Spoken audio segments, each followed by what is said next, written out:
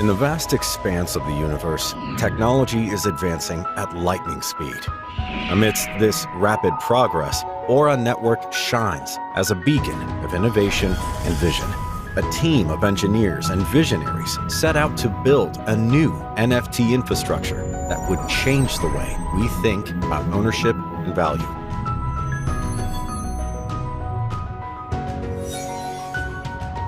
Imagine a world where NFTs could represent more than just digital art or collectibles. With each step, we are bringing our vision of a new future closer to reality. Join us in the journey of transformation. Aura Network, shaping the future of NFTs and the Web3 realm.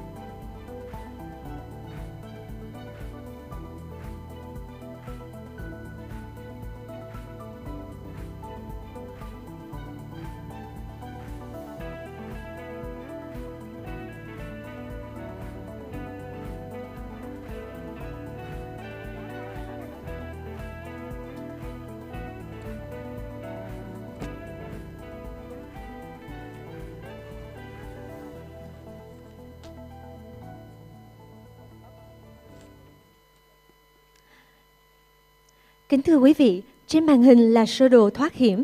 Khi có báo hiệu về cháy nổ hoặc các tình huống khẩn cấp xảy ra, quý vị vui lòng di chuyển bình tĩnh theo các hướng mũi tên trên như trên màn hình hoặc theo sự hướng dẫn của ban tổ chức. Xin trân trọng cảm ơn.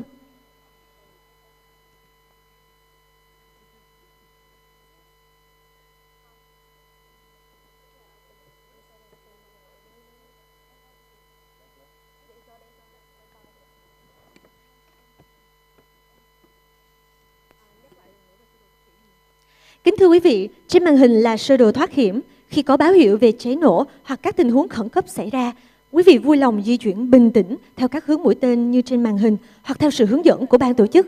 Xin trân trọng cảm ơn.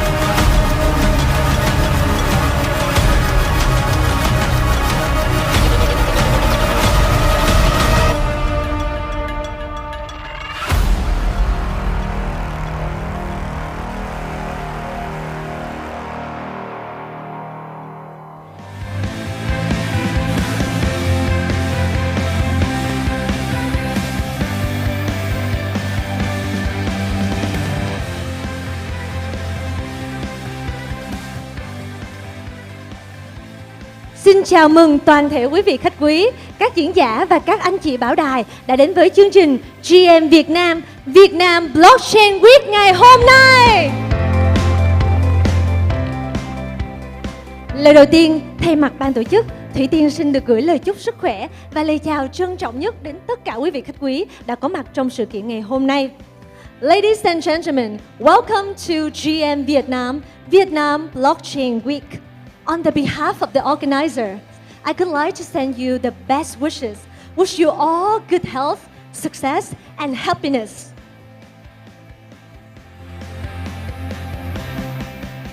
Quý vị thân mến, chương trình GM Việt Nam do Kairos Ventures khởi xướng, phối hợp thực hiện cùng MarginATM và Coin 98. Bên cạnh đó, chúng tôi cũng xin được gửi lời cảm ơn đến nhà tài trợ kim cương Diamond Sponsor Aura Network và đơn vị đồng tài trợ Platinum Binance cho sự kiện GM Việt Nam lần này. Ladies and gentlemen, GM Vietnam is hosted by Kairos Ventures, MarginATM and Coin 98.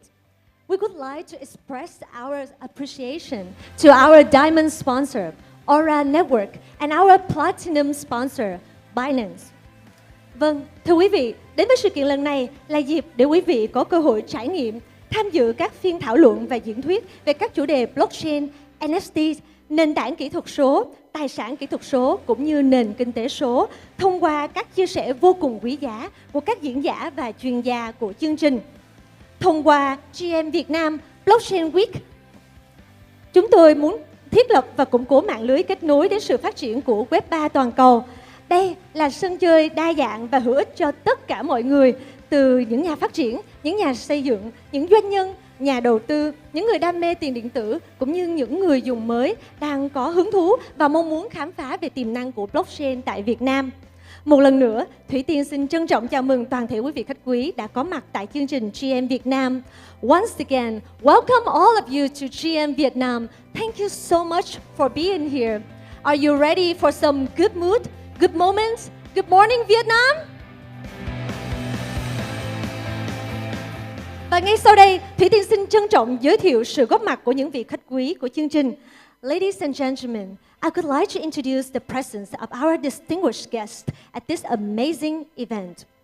Let's welcome Mr. Zen Nguyễn, co-founder and CEO of Kairos Ventures.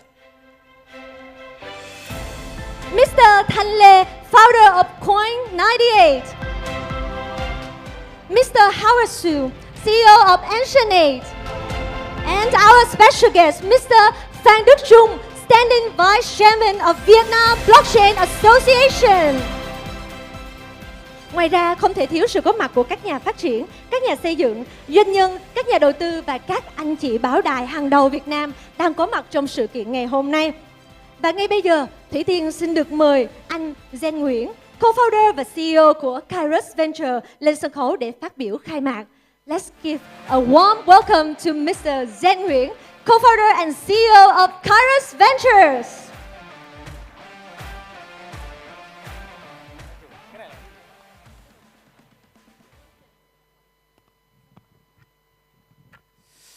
Good morning, everyone.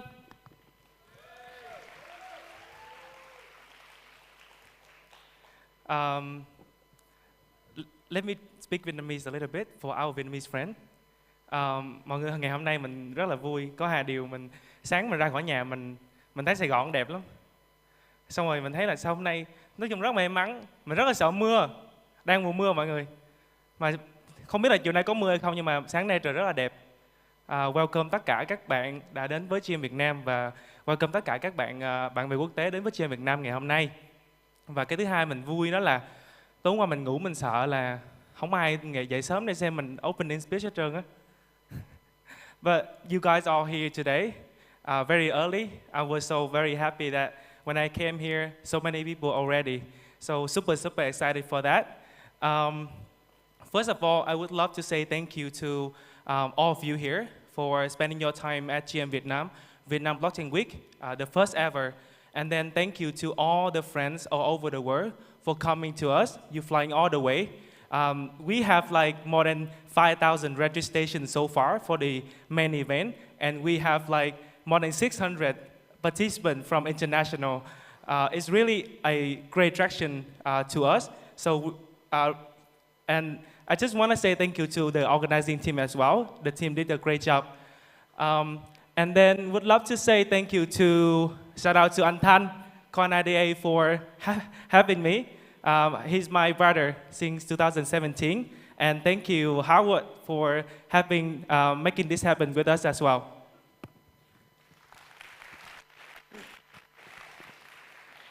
Allow me to introduce myself. So I joined crypto in 2016.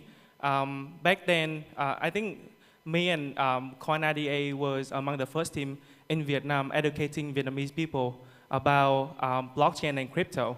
Back then, the awareness, there's no awareness. I mean, like, there's still some awareness, but not a lot of awareness of Vietnamese people talking about crypto and blockchain.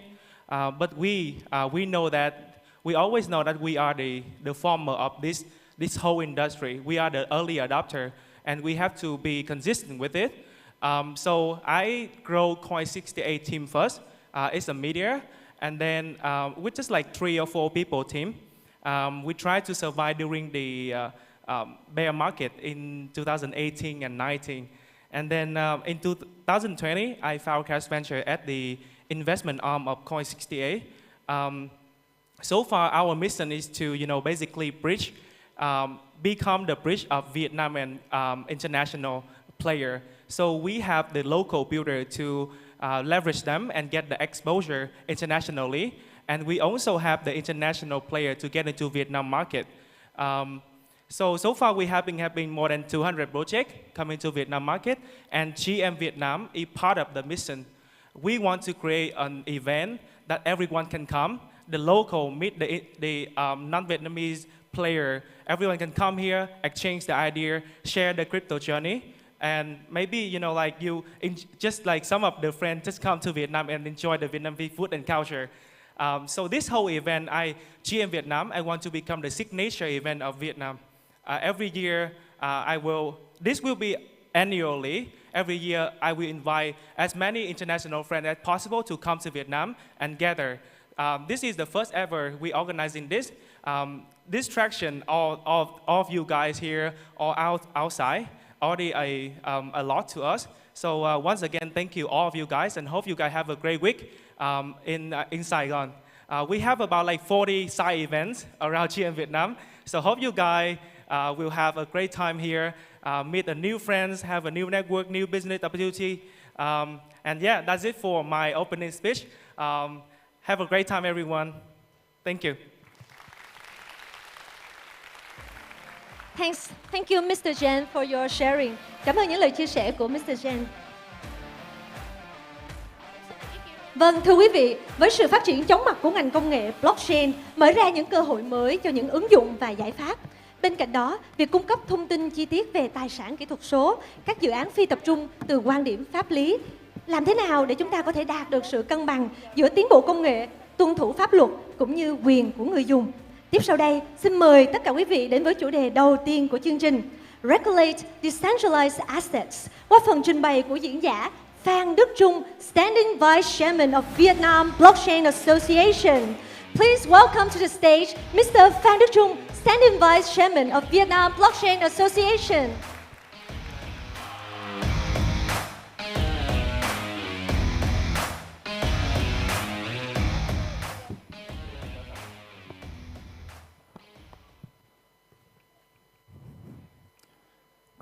Good morning, everyone. Thank you, Mr. Chen has very nice introduced about the event. Right, first time I'm coming here, I'm feeling it's a fantastic event. First time in Vietnam, like I'm feeling that's like I'm Dubai last year. Okay, thank you. Congratulations. I hope it's from event you continue next week. Next year, every month we has many friends, international friends can come to Vietnam. I'm feeling it's a market not only focused to local. One time, congratulations you. Okay. I want to speak Vietnamese about slide. this slide I present is many government agent. And today I want to share is the Vietnamese community about why legal framework needed in Vietnam. We are now in any country it is understood is legal framework very important support for crypto market. In the crypto space, it's the freedom, but why you need legal framework? Yeah, okay. Cái bài trình bày này của tôi thì sẽ bằng tiếng Việt thôi, thì cũng để cho nó dễ hơn, chứ còn chắc các bạn nước ngoài thì cũng tìm hiểu rất là nhiều. Nhưng mà cũng mong là đây là rất là cảm ơn cộng đồng của Kairos lần đầu tiên cũng đã cho một cái bài trình bày về luật ở cái buổi đầu tiên. Thì phải nói cũng xin giới thiệu một chút ngắn gọn về hiệp hội blockchain để cho các bạn nước ngoài bạn ấy nắm. I think it's Vietnam Blockchain Association is established is 1 year ago. We are is a non-profit organization established by Minister Home Affairs Vietnam. We has license is non-profit, non-government focused to support blockchain industry technology in Vietnam only. We are like bridge, connect with the government official, with community Vietnam, and bring international experience, is knowledge from other country, other government. Today, I hope it's after event is in Vietnam, we can exchange about case study and study success and not success in international bring here. Yeah. Bài trình bày của tôi thì cũng sẽ ngắn gọn, không biết là có dùng hết thời gian không. Mà thì thực ra nó sẽ gồm có 4 phần. Do là bài trình bày này thì cũng đã được trình bày rất là nhiều ở những cái buổi mà cái buổi trình bày mà cấp cao nhất là chúng tôi đã được trình bày ở Quốc hội và Viện Lập pháp Quốc hội trong năm 2022 và năm 2023. Thì ở đây cũng phải nói rằng là cho đến ngày hôm nay tuy là Việt Nam chúng ta chưa có một gọi là môi trường, một khung pháp lý, nhưng mà tuy nhiên các cơ quan quản lý cũng đã chú ý rất là nhiều. Và hiện nay trong tháng 7 sắp tới thì có một cái hội thảo về phòng chống và hiểu về rửa tiền điện tử, crypto đấy, trong lĩnh vực ngân hàng giữa Hiệp hội Blockchain và Hiệp hội Ngân hàng tổ chức cho các ngành ngân hàng. Cái này là theo một cái chủ trương mà hiện nay Việt Nam trong tháng 6 thì đã tham gia cái công ước cũng như là thực thi về luật ở trong cái luật về chống rửa tiền. Thì nó sẽ có 4 phần rất là ngắn gọn. Phần thứ nhất là chúng ta sẽ tìm hiểu một chút ngắn gọn. Cái này thì chắc là buổi trình bày đây chúng tôi không dành nhiều thời gian. Thứ hai là chúng ta sẽ nói về cái kinh nghiệm về quản lý tài sản phi tập trung gọi là decentralized assets và kinh nghiệm quốc tế. Phần thứ ba là nói về thị trường Việt Nam cũng như là cái cuối cùng thông điệp của bài trình bày này là gì. Thì cái vấn đề của tài sản phi tập trung ấy thì chúng ta cũng không cần phải nói nhiều vì ở đây là một hội nghị rất là chuyên môn. Chúng ta chỉ nói đến một cái quyền sở hữu duy nhất, đấy là quyền sở hữu phân tán và quyền sở hữu gọi là tập trung. Thì đây là mô hình mà hiện nay nó tiến hóa, nó đã được manage dưới rất là nhiều những cái gọi là mô hình web và Web 2 đối với centralized assets và mô hình Web 3 với decentralized assets. Có thể lấy một cái ví dụ rất đơn giản để chúng ta hiểu về tài sản phi tập trung và tài sản tập trung, thì tôi muốn dùng cái cách nhìn gọi là đến cổ phiếu thuần túy và decentralized assets.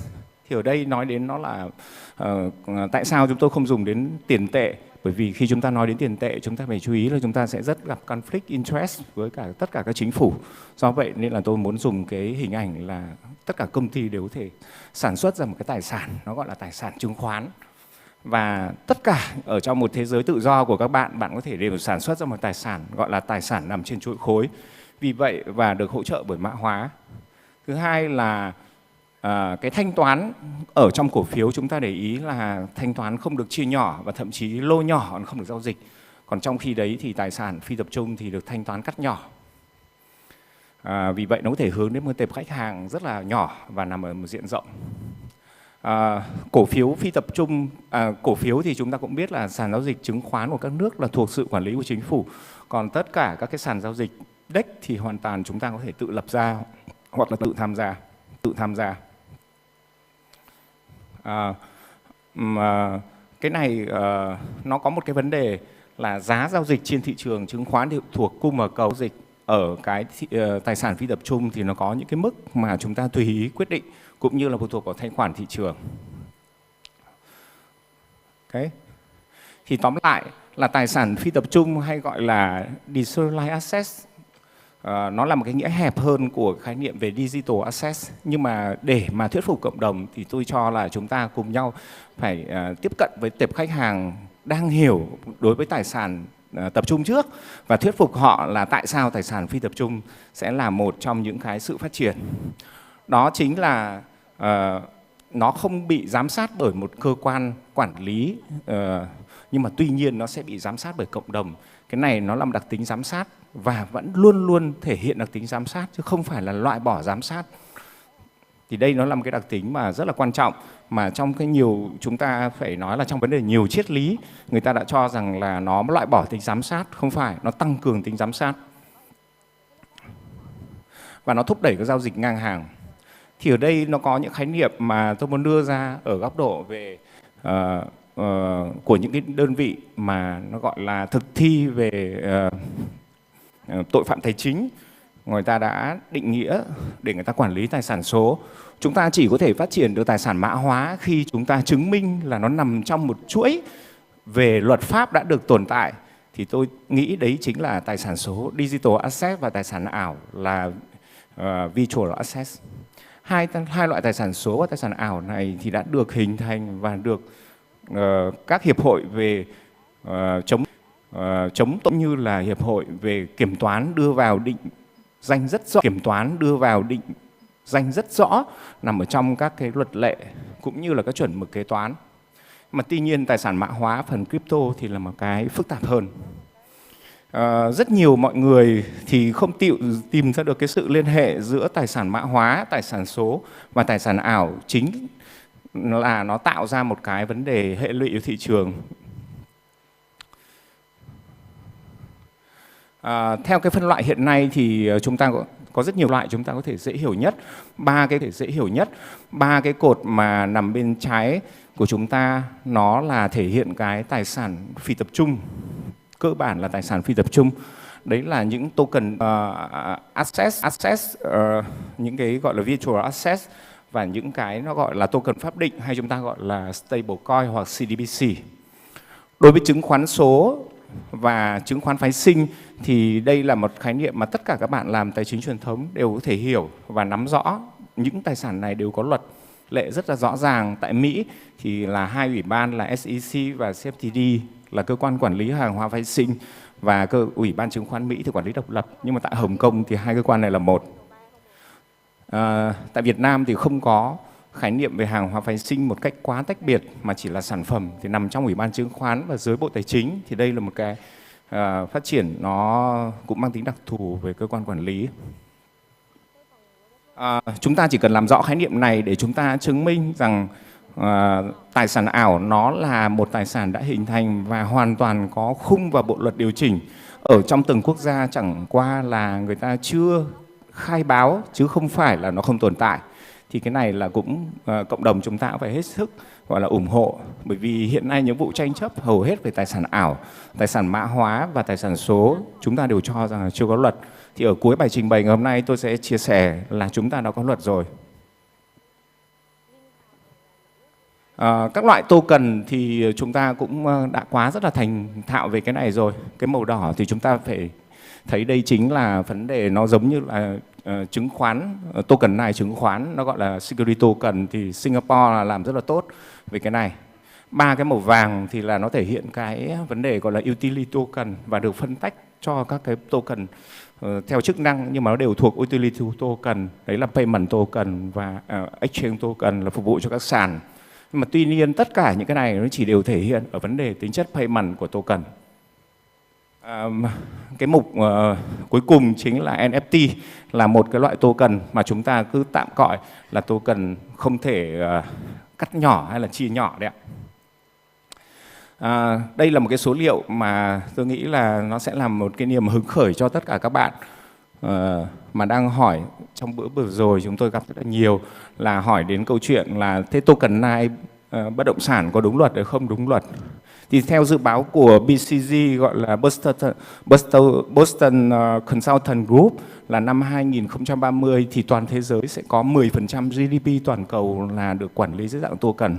Đây là một con số cực kỳ hấp dẫn, bởi vì cho đến nay năm 2023 số liệu này là 0,6% GDP toàn cầu.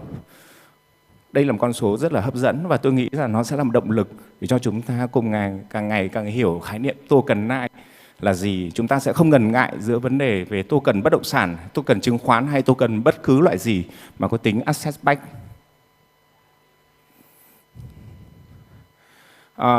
Cái này thì nó sẽ tạo ra những cái thách thức rất là lớn khi mà quản lý tài sản phi tập trung, cùng như là cái lợi ích của nó. Đó là những cái quy định chưa rõ ràng, những cái thẩm quyền về còn mơ hồ, và đặc biệt trong cái yếu nhất của nó là cái đáp ứng về tiêu chuẩn chống rửa tiền, chống tài trợ khủng bố, nó gọi là AML và CFT. Thì trong cái trình bày về kinh nghiệm quốc tế thì chúng ta sẽ nhìn thấy ngay tất cả những cái này nó đều thuộc cái vấn đề mà các chính phủ ban hành, gọi là legal framework. Nó sẽ bắt đầu từ các cái chống rửa tiền. Lợi ích thì chúng ta không phải bàn, đúng không ạ? Tất cả chúng ta đến đây hôm nay là vì là lợi ích của tài sản phi tập trung. Kinh nghiệm quốc tế, ở đây tôi cũng sẽ lướt thì về tổng quát mà nói thì châu Âu đã ban hành MiCA, đã được phê duyệt chính thức và có cái giá trị từ vào năm 2024. Còn toàn bộ bây giờ là các hệ luật, các bộ luật dưới MiCA sẽ được điều chỉnh. Hồng Kông thì cũng rất là nhanh chóng và ra đời. Tôi nghĩ là bộ luật của Hồng Kông sẽ tốt hơn MiCA, gồm có hai lợi thế là Hồng Kông thể hiện rất rõ là tính chất quản lý chặt chẽ của chính phủ Trung Quốc và sự cởi mở để thúc đẩy nền fintech. Thì hiện nay Hồng Kông là một trong điểm thu hút rất nhiều các bạn trẻ đến để chúng ta quyết định là lập. Thì họ tập trung vào 3 vấn đề. Thứ nhất là quản lý tạ sàn, thứ ba là quản lý về wealth, tức là quản lý về tài sản, và thứ ba là quản lý về các dịch vụ khác mà có liên quan, kể cả truyền thông. Đối với cả bên Hồng Kông thì chúng tôi đã có, phía bên Hiệp hội Blockchain cũng đang thiết lập rất là nhiều với các hiệp hội blockchain của Hồng Kông, 2 hiệp hội, và trực tiếp là các văn phòng luật sư cũng đang tham gia thảo luận và có những case study rất là rõ ràng để thúc đẩy cho tất cứ bạn trẻ nào khởi nghiệp muốn áp dụng ngay về luật Hồng Kông. Chúng ta phải lưu ý là bộ luật này chạy đầy đủ cũng phải tới đến năm 2024 và chúng ta chuẩn bị toàn bộ cái nội dung cũng phải chuẩn bị rất kỹ càng ngay từ bây giờ. Khung pháp lý của Mỹ thì có một cái điểm đặc biệt quan trọng mà chúng ta vẫn hay nói đùa theo kiểu Việt Nam là phép vua thua lệ làng. Thì tại Mỹ thì luật tiểu bang là luôn luôn được ưu tiên và nó phải thỏa mãn trước. Do vậy đến luật liên bang thì thường là lỏng. Nhưng mà tuy nhiên ở Mỹ thì có 2 cơ quan điều chỉnh là SEC và CFTC, thì họ tập trung vào hiện nay Bitcoin được coi là hàng hóa phái sinh duy nhất trong crypto, vẫn chưa được coi là hàng hóa, và hiện nay cái tranh luận rất là nhiều trên thị trường thì mọi người muốn chưa được coi là chứng khoán. Hiện nay cái tranh luận rất là nhiều thì mới đang dịch chuyển sang ETF, nghĩa là muốn làm một chút về chứng khoán phái sinh. Nhưng mà chứng khoán phái sinh hiện nay thì nếu mà Bitcoin mà thành công thì nó sẽ kéo theo một cái tài sản về chứng khoán đối với crypto rất là có ý nghĩa. Và chúng ta để ý cái chuyện mà up down thị trường mấy ngày hôm nay là liên quan đến rất nhiều đến Bitcoin ETF.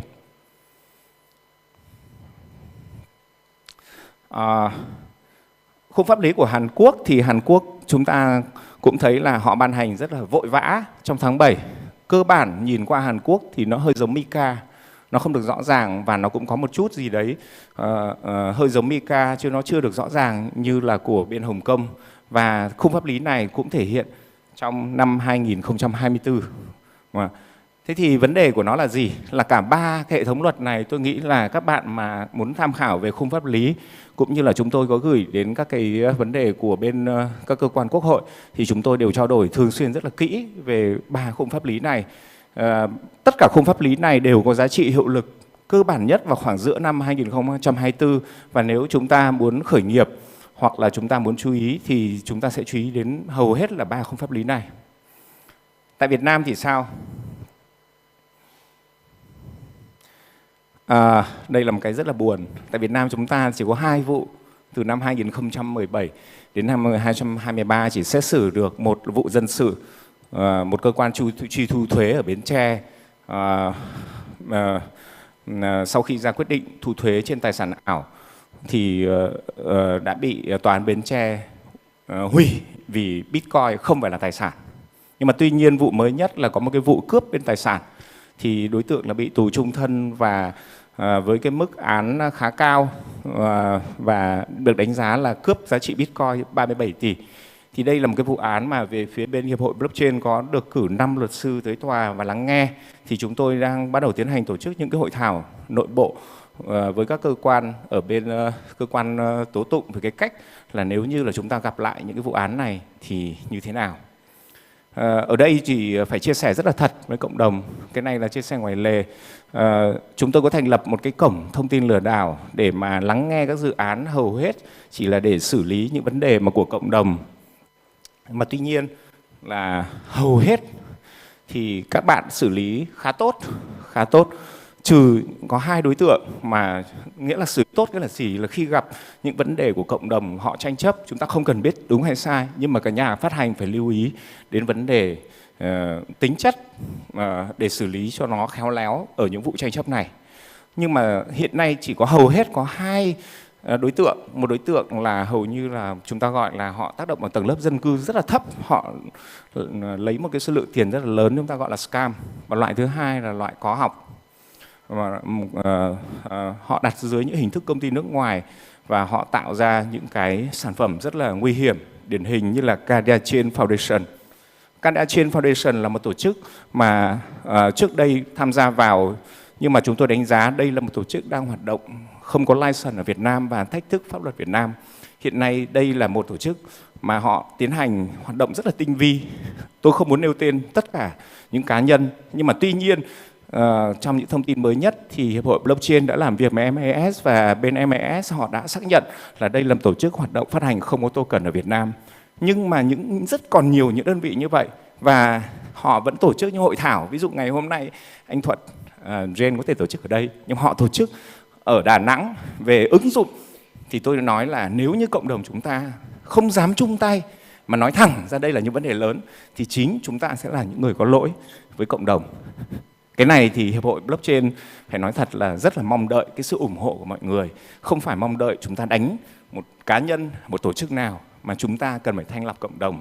Có như vậy thì các bạn bè quốc tế mới có thể đến được, mới có thể làm sao mà giảm được cái tính vấn đề scam của Việt Nam mà chúng ta đã gặp phải.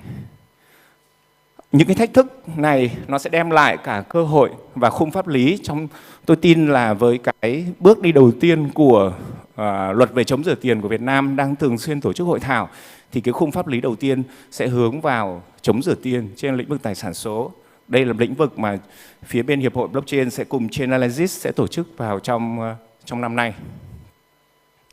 Kết luận, kiến nghị ở đây, cái này là nó mang tính là chúng tôi đã gửi một cái thông điệp rất là rõ đến các cơ quan quản lý về cái chuyện là chúng ta đừng bao giờ trông chờ vào luật, bởi vì đấy là toàn bộ các quốc gia nó cũng gặp.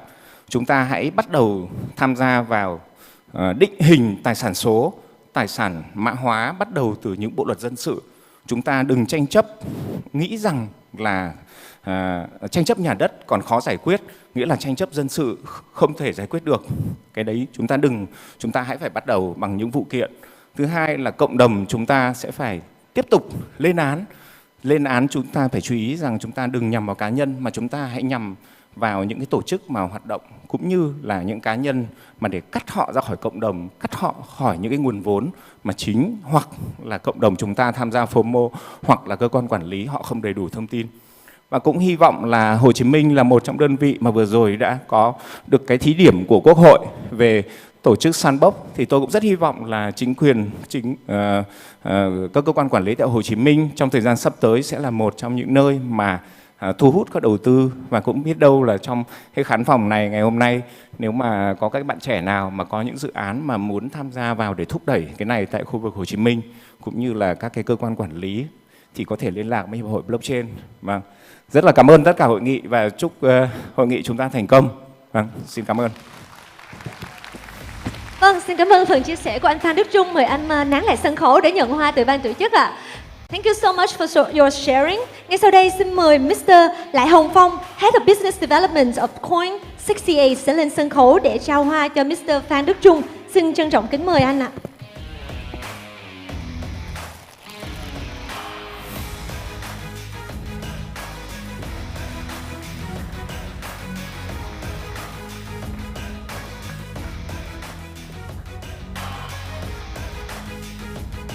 Vâng, thưa quý vị, với sự phát triển vũ bão của công nghệ thông tin tại Việt Nam trong những năm gần đây đã và đang bám sát tốc độ phát triển chung của thế giới, giúp gia tăng nhiều giá trị hơn cho người dùng cuối. Và sau đây, xin mời quý vị đến với phần chia sẻ của diễn giả Gen Nguyễn, Co-founder and CEO of Kairos Ventures về chủ đề Việt Nam Blockchain Landscape. Trong phần chia sẻ này, hãy cùng lắng nghe những áp dụng blockchain và Web3 trong cộng đồng nhà phát triển công nghệ thông tin hàng đầu tại Việt Nam. Please welcome back to the stage, Mr. Gen Nguyễn.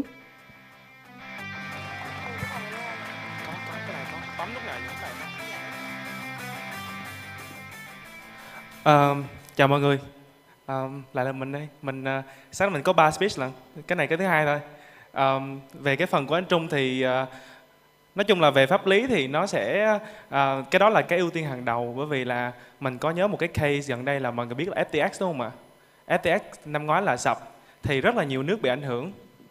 Thì mình có đọc một cái bài thông cáo gì đó, đại khái là sẽ refund cho một vài quốc gia, trong đó có Panama là cái office cũ của FTX, có Nhật Bản có một cái công ty của FTX sở hữu, đó là Coin, Liquid Exchange, và cái cuối cùng là Turkey, là Thổ Nhĩ Kỳ, và không có Việt Nam. Có nghĩa là sao ạ? Nếu như mà FTX giờ refund tiền cho mọi người á, thì Việt Nam là được refund cuối cùng, tại vì mình không được bảo vệ. Cho nên là về phần legal thì nhiều khi nó sẽ hơi khô một tí, nhưng mà mọi người sẽ nghĩ là cái này ràng buộc quá, nhưng không phải, cái đó là để bảo vệ cho mình. Thì đó là lý do mà GM Việt Nam muốn đưa cái bài speech của anh Trung lên đầu tiên. Về cái bài speech của mình á, thì nó về cái hệ sinh thái Việt Nam. Cái này thì mình muốn speak cho các bạn nước ngoài nghe, tại vì chắc là mọi người ở Việt Nam mình cũng quá hiểu là Việt Nam mình active và mạnh cỡ nào, đúng không ạ? Và mình hy vọng là xuyên suốt cái GM Việt Nam này, tất cả mọi người, mỗi anh em, mình rất là mong tất cả mọi người sẽ gọi là trở một ambassador cho cái thị trường crypto Việt Nam. Tức là các bạn có thể nói chuyện với các bạn nước ngoài để mọi người cảm thấy rằng là Việt Nam là một thị trường rất là mạnh thông qua từng mỗi chúng ta ở đây. Thì bài speech này mình sẽ nói tiếng Anh. Nếu bạn anh em nào cần thì sẽ có cái tai phone phía trước mình, mọi người có thể đeo vô và có translation live luôn nhé. Okay, I'll start my presentation here about Vietnam. Okay. So usually I talk about Vietnam. Basically my career for the last 6 years, I keep selling Vietnam. That's my job. And in the today presentation, I will also sell Vietnam as well. I love it. I just love it. I think a few people here already hearing me selling Vietnam a lot. But today, I will sell about Vietnam in a different way.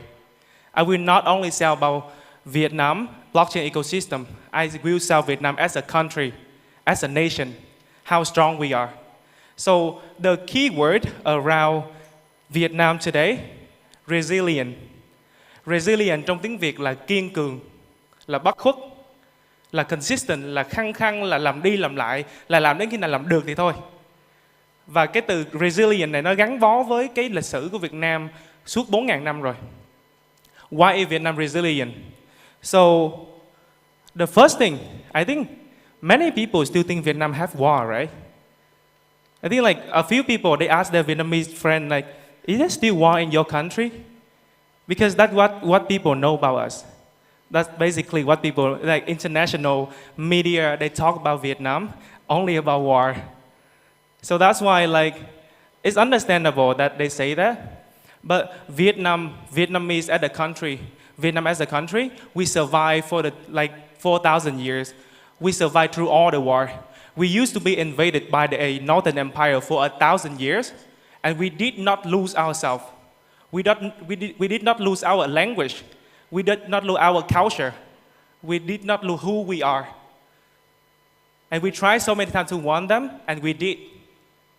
And Vietnam, with the resilient principle, we also won over the Mongol Empire 3 times. Mongol Empire was like a nightmare for a lot of countries back then, but Vietnam won 3 times. 3 times. And then in the last 2 centuries, nobody would think that Vietnam would win over French and America, right? Because we're so weak. Like, we are just a small country, very small, like, army resource. But with the only thing we bring to the battle is all about the spirit. And we are resilient. We are consistent with our strategy. That's why we won over them. So resilient is just a thing for Vietnam for 4,000 years already.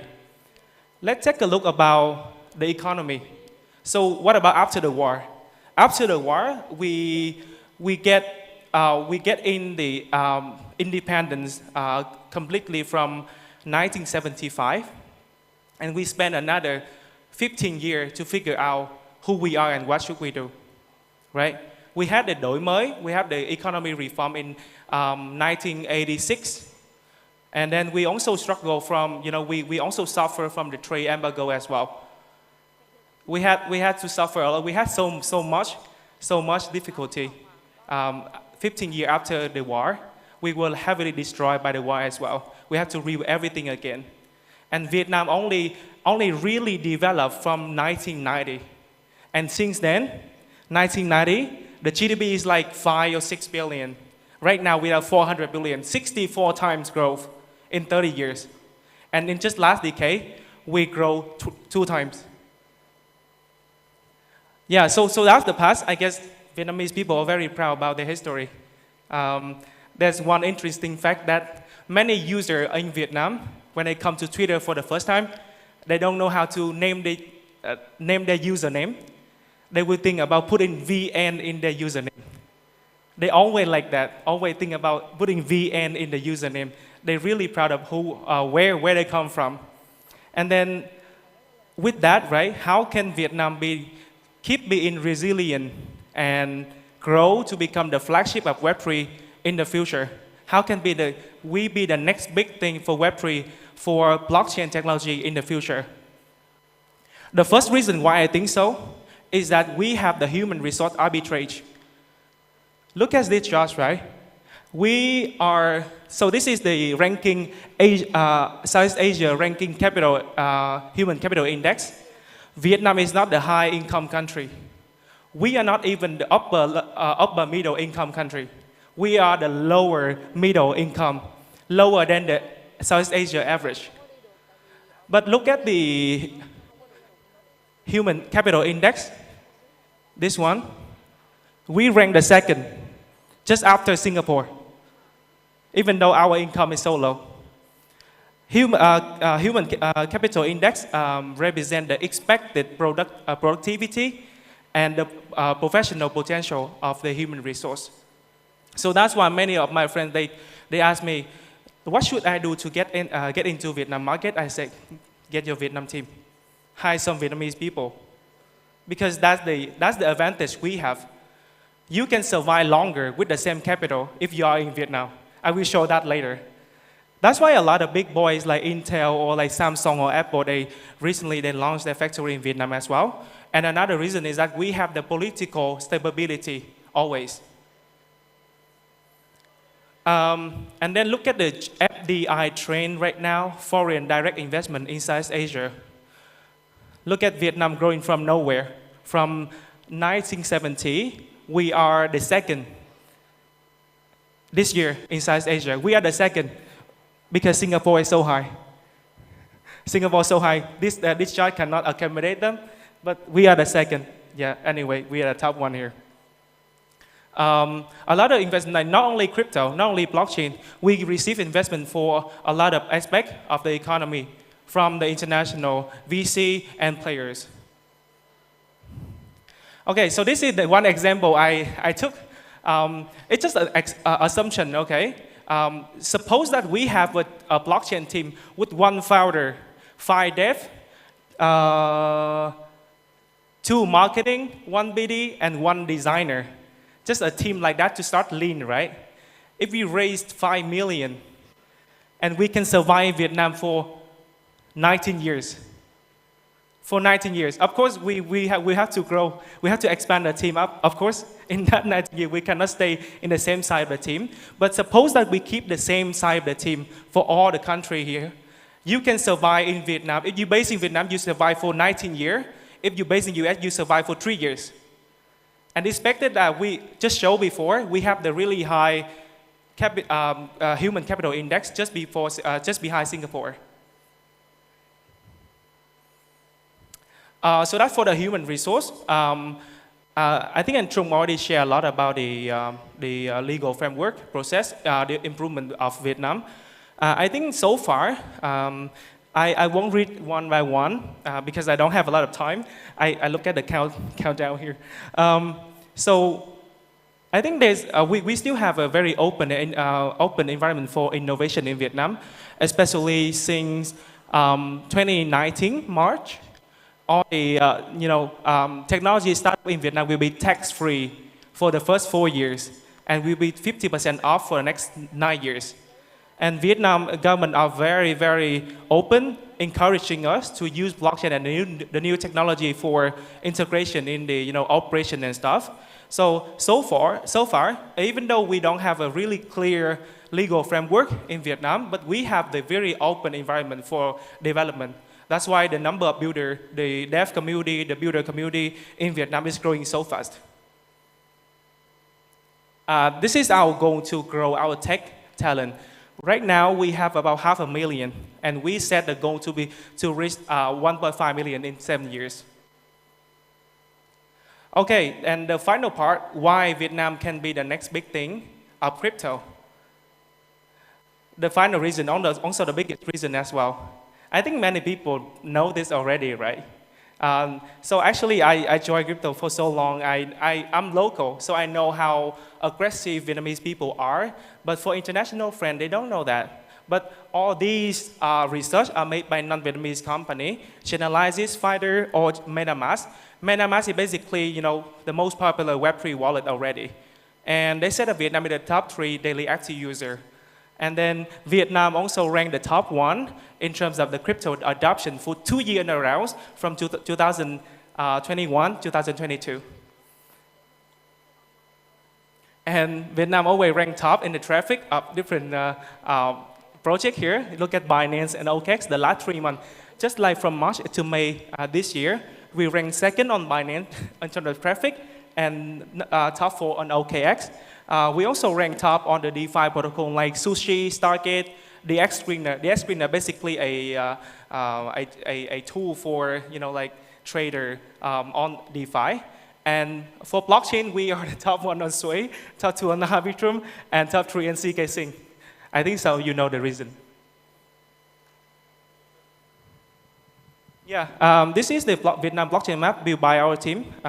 It doesn't cover all of the startup. It's just, I think it's just like representative. I think the real map is like 3 times bigger than this. But overall, this is the the main player in Vietnam. I hope you guys will take photo of this. I do this for you guys to take photo, make me viral.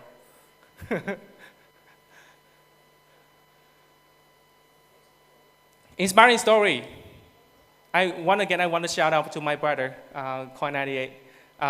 The story here is that I used to share office with Coin98 in 2017.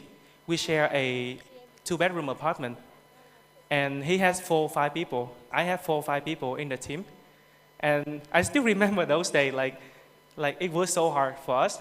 We didn't know whether we should continue or give up because we're downtrend. There was no DeFi, there was no GameFi in 2018-19. we had to stay resilient and consistent with our goal. Lucky we're still here today organizing this. So GM Vietnam is our dream. khoản start very small, a community. Anh Thanh start from his own apartment, running a YouTube channel first, and growing a community from there. khoản has always been, if they're not a product company, they're still the most influential community in Vietnam. That they did a great job in growing community, and the inspiring story here is that everything starts very small. Start from a community member, and you can be a unicorn one day. And then Axie Infinity, this once again I want to emphasize the human resource arbitrage advantage of Vietnam. Axie Infinity right now they are $1 billion empire, but the first round they raised is 1.5 million. And the reason why, like they have a very lean team. They also start in a very small apartment like us, and like being in Vietnam, like with just 1.5 million dollar, they can stay resilient in the market. They can try different hypotheses. They can test different product model until they hit product market fit in 2021 and go viral and go big from there. So being in Vietnam, I visited Sky Mavis office the other day. I talked to Chi Ho, one of the co-founder. He said that being in an emerging market like Vietnam, based in here, is a huge advantage for many startup builders. Hope that down here, many of you are startup builders, so you know you are in the best condition right now in Vietnam. And yeah, the last slide, I just want to talk that for projects that want to come to Vietnam market, I just want you guys to be resilient as well. Nothing happened overnight. None of the brand can gain the exposure, the big exposure in Vietnam after a few weeks of doing a marketing campaign. Invest in Vietnam, invest in the human resource in Vietnam. I still remember of Binance. Back 5 or 6 years ago, we were the team that do the localization for Binance in Vietnam. And we know how careful they are in localization. They did like one text, they did proofread like 5 times. And they are really careful. They're in the downtrend of the market. They invest in the people in Vietnam. Right now, I think Binance is the first team, the first exchange had a Vietnamese team. Because before that, Vietnam had Bittrex and Poloniex. They did not have a team in Vietnam. And Binance was the first team, first exchange that had the Vietnamese team, Vietnamese growth and CS team, very close to the user. And then I think talk to Trung for project coming to Vietnam. Talk to Trung for about the legal thing as well. I hope that you guys will be really resilient with growing in Vietnam. I'm happy to talk to you guys, see you around, and I'm happy to share more about Vietnam. I only have 20 minutes here, so hope that all the slides here, all the information here are useful for you guys. Thank you a lot.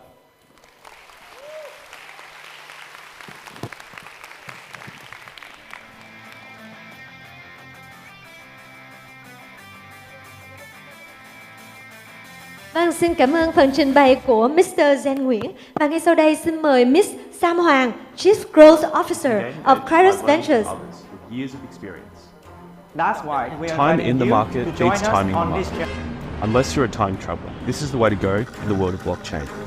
However, you can gain an edge by learning from others with years of experience. That's why we are inviting you to join us on this journey. Blockchain isn't just a buzzword, it's a revolution that's unfolding in front of our eyes. And trust us, we've had front row seats.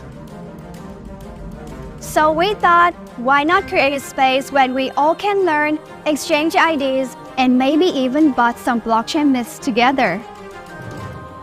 That's why we're here saying GM Vietnam to host the biggest blockchain event to ever hit Vietnam.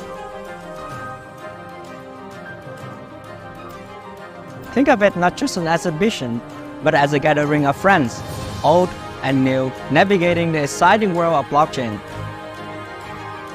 Join us in Vietnam, a sanctuary of food and culture and home to the next tech boom.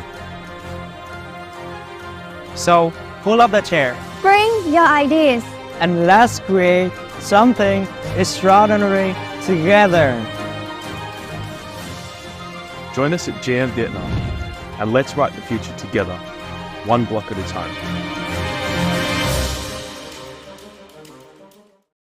Ý tưởng hay một giải pháp tốt cần rất nhiều yếu tố như điều kiện thị trường, vốn hóa và tâm lý người dùng. Vậy thì ngay bây giờ đây, chúng ta hãy cùng nhau lắng nghe những chia sẻ về rào cản khi xây dựng các dự án blockchain đến từ phần chia sẻ của các diễn giả, chuyên gia của sự kiện GM Việt Nam. Please welcome to the stage our moderator, Mr. Jivan, Head of Marketing, TZ APAC, to lead our panel discussion looking back on the industry. Why innovation only is not enough. Và xin mời lên sân khấu các diễn giả của chúng ta ngày hôm nay. Mr. Mavis, CEO at Bit Ninja, former CTO at Coin Market Cap. Mr. Frederick Fung, Head of Adoption at TZ APAC. Mr. Patrick Song, Managing Partner of Sigma Capital. Vâng, xin trân trọng kính mời các diễn giả và chủ tọa. Chúng ta cùng bắt đầu để có thể chia sẻ những phần trình bày hấp dẫn cho các khán giả trong khán phòng ngày hôm nay. Xin cảm ơn. Testing.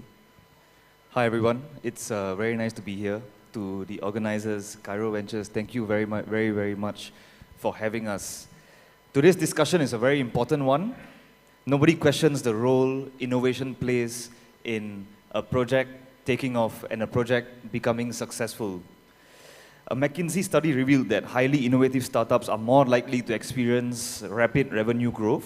They tend to achieve 85% higher sales growth compared to counterparts who focus lesser on innovation. But we all know that the blockchain space is very unique. We know that it can be very unpredictable at times. You deal a lot with market conditions, capital, user psychology. It's a very tough industry for founders to make broad-based economic progress on its own. So the good news is that we have 3 very experienced industry experts with us here who can give us some practical industry-driven insights from a combined 25 years of experience. Thank you very much for joining us today here, gentlemen. So let's kick things off with some opinions from Patrick. I have 2 parts to this question I'm about to ask you.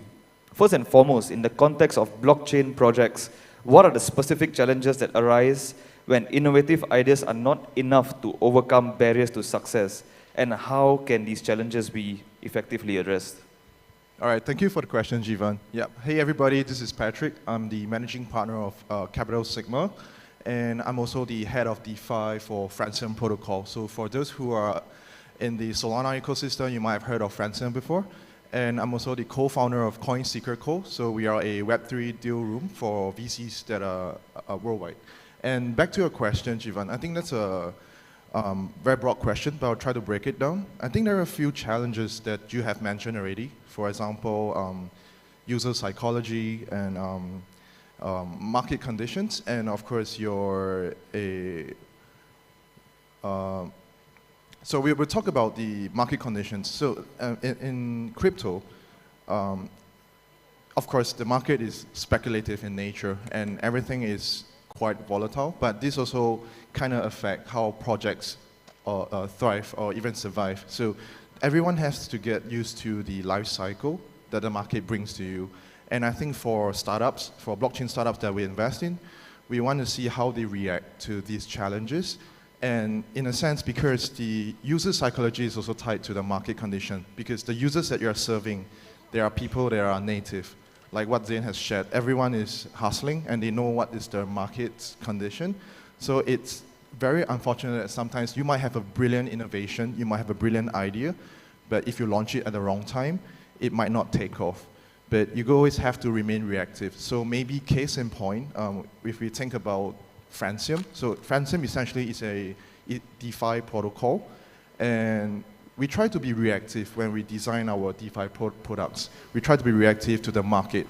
And I think one of the products that actually took off and had a lot of adoption was actually our delta neutral vaults.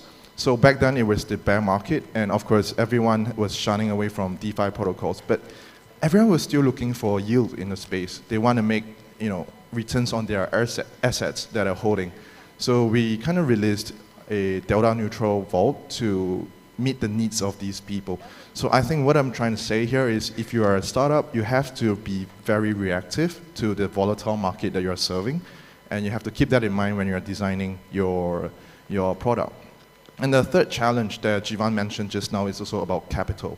I think we have to be very careful because when we're raising the bull market, valuations tend to be a little bit more inflated. Us as VCs, we have higher appetite, our risk appetite is higher, so we tend to invest in companies that maybe the valuation is a little bit higher. But take a look at the industry right now. A lot of these projects, they are facing, of course, a challenged runway, but they have some issues raising further rounds because they are kind of handcuffed by the valuation that they were raising at previously. So you have to be very flexible with your investment strategy. You got to make sure that when you're raising, you have to be prudent in your spending, and you have to be far-sighted enough to know that your valuation could be an issue if you're raising at a higher valuation at the start. So as a company founder, as a startup founder, you have to be more far-sighted, and you have to take all these challenges into account. Yeah, it's really great to hear those insights, first and foremost, from an investor and also a startup founder. Now let's stick a little bit more with the startup space. Fred, you've now run two cohorts of the TZ APAC Tezos incubator where more than 30 startups have been incubated. So, blockchain projects take a lot of pride because they aim to disrupt existing industries, existing sectors. So being on the ground and rubbing shoulders with all the founders of the startups that you seek to empower every single day, have you seen good examples of startups who successfully navigate the resistance and skepticism that may arise from established players when introducing disruptive innovations? And can you share any strategies or approaches that have proven effective in gaining more acceptance in terms of adoption? Thanks, Jivan. So running 2 incubator programs already, and with so many startups, right? One of the things is that we realized we needed to push, like answering the question beyond innovation, is workshops, educations, partnerships, right? We rely heavily on those, especially as an L1. We really need the industry to come together, the ecosystem to come together and to collaborate with one another to ensure that we are able to push a lot of things forward, right? And just now, we talk about funding. Yes, funding is important as well, but at the same time is that product market fit. One of the things that we've always looked at is, how the projects that are building on top of us, how are they able to find that their own product market fit and ensure that they are able to launch into a space which could be overcrowded already, right? Take an example, one of the startups, AAA. They used to be from the Livescape team. They did events, they did a lot of concerts, and then after that now they want to venture into blockchain ticketing. The thing is that blockchain ticketing is already an extremely very controlled space by the incumbent players, right? So how did they disrupt it? So it's working together and finding a new space for that. So these are the most important things that we find on the ground that we need to actually try and help them with. And beyond innovation, again, is that, after they found all the funding, I think one of the next things that we're really, really going to look at is eventually how are all of these projects that raised in such, very nice valuations, how are they going to eventually exit, right? Because the people who invested in them are eventually wanting to take profit, right? So these are the key things that we're always going to look at. These are the key things that we are always going to focus on, is that not only are we focusing on the startup from the initial phase, how do you find capital, but essentially building them, product market fit, path to profitability. I think path to profitability is also very important. So it's something that maybe sometimes we overlook. And it's not just in the Web3 space, in the Web2 space as well. And the last one is exit strategy. How are all the VCs that are over here are going to exit and take all their money? And the people who invested in those VCs, how are they going to get their money as well? Yeah, great stuff. So it's great to have Maurice here as well, because you've been a builder in the space for many years, as well as having the experience in both blockchain tech and traditional tech, especially early on in your career. So the advice you share here will be very useful for the folks in the audience here who are from a more traditional tech background, who are looking to enter blockchain and Web3. So can you please share what are the key differences in building a blockchain project compared to traditional technology projects, and what are the unique challenges or opportunities that can come up in the blockchain industry? Thank you for the question. Yeah, so my name is Mavis Ledford. I run a Web3 advisory in Singapore, previous CTO of CoinMarketCap. I've been in the tech industry for about 20 years and moving toward Web3. And this is a great question because there's so much space left to innovate in the blockchain world. Most blockchain apps are like 90% Web 2, 10% Web 3. What the difference is the source of truth being on the blockchain. And there's so many aspects of that just change the game. And so what I believe with the startups I work with is like, you really have luck is where opportunity meets preparation, right? And in a bear winter like we have right now, like this is the perfect time to build when people aren't focused on price. Like I'll talk about one advisory I work with, Dex Tools. I met these guys a couple of years ago. There were 4 guys in Spain during COVID with a whiteboard and an idea. Uniswap had just come out and there was no candlestick data there. And so they said we want to provide all that information. And eventually they moved on to all EVM chains and other chains like that. But they essentially just built nonstop. And when I met them, they had one server. I helped them move to microservices, scale on Amazon Cloud, and eventually they reached 20 million monthly active users, got a partnership with CoinMarketCap, listed on Coinbase, and really, you just never stop building. So everything applies in the kind of the Web 2 startup space still applies in Web 3, only the source of truth is different, and there's way more places to innovate. Got it. And could you also share some key factors that can contribute to broad-based economic progress in the blockchain industry, specific to Web3 startups? So what's really awesome is another project I work a lot with is Avagachi, and in the last 2 years we built this metaverse, and we had this issue where the game couldn't grow anymore because there was a limit of 25,000 Avagachis. And early in the day, you could get these for $1, and obviously the value had increased. So it was getting unaffordable to play the game. And then they created this NFT rental system. Before there was the EIP spec. And you'll find, if you want to learn what's coming next in the Web3 space, look at what Avagachi is doing. But when they enabled this feature, it was amazing because they created an open market where people can actually people can actually rent Avagachis for any price, for any amount of time, and split with the end user anything. For example, one Ghost, which is their native token, for 8 hours you can play the game, and then you'll split the revenue, say 60-40%. And what was amazing is when we initially launched this, it was massively successful. And you had people all over, especially around Southeast Asia, playing the game. And we had a couple of bugs when we initially launched that was slightly a couple % off in the amount of value we airdropped to people. And it was amazing that we had support requests of people who just learned the blockchain. They said they showed on chain on Polyscan, this is me renting the Avagachi, this is me collecting my items, and this is the amount I received and how much it was off. And I thought that was we made the correction right away, but I thought it was so beautiful that because the source of truth is there, normal people can actually prove you wrong. And we made the correction, but try doing that with like a traditional bank or something where they own the ledger, right? And this is just in the gaming world. When it moves across all industries, that's going to be really cool. Nice. So, Fred, I'm going to ask you a question that's very close to your heart. As chairman of Access, which is an industry body, and also in your day job at TZ APAC enabling startups, can you share a little bit more about how can industry stakeholders work together to create an environment conducive to such progress? Does it take a village to raise a child? So essentially is that the industry association Access in Singapore, we've started in the very early days because of Mt. Gox. So for the people who here long enough to remember the very first cryptocurrency exchange hack, I'm a Goxer as well. I think a lot of people are. We came together to literally beg MAS, right? Say, please don't shut blockchain down. Please don't shut cryptocurrency down in Singapore. And that conversation has went all the way so far. We were the ones who facilitated. It was basically we created a code of practice together with. So it was facilitated by MAS and in consultation with APS, the Associations of Banks in Singapore, and that work has been brought up to G20.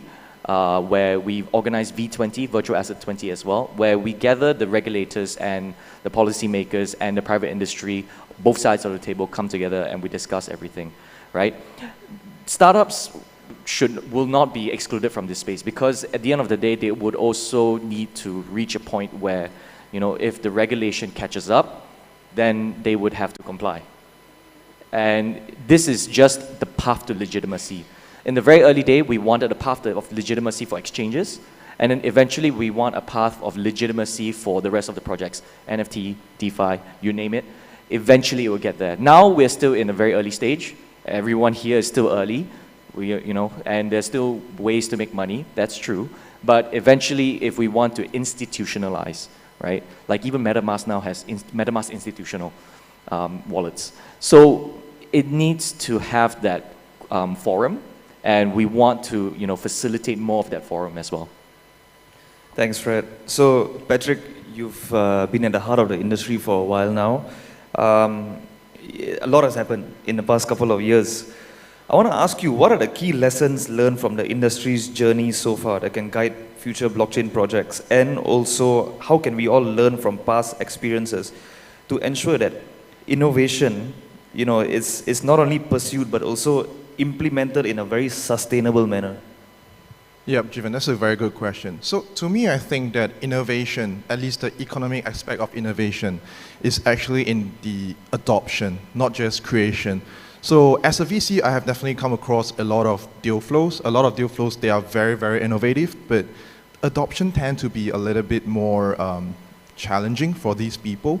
So it's very important for startups to find the right distribution partners, people that can actually spread your innovation to the right people.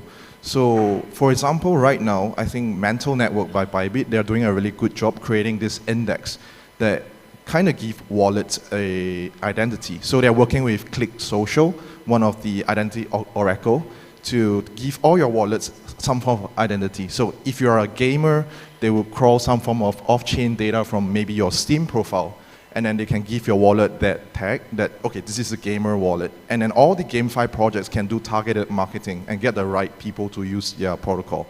Likewise, it's also something achievable on DeFi, because DeFi is much more easier because everything is on-chain. You have on-chain analytics, you see the transfer of assets, you see the interactions with the other DeFi protocols.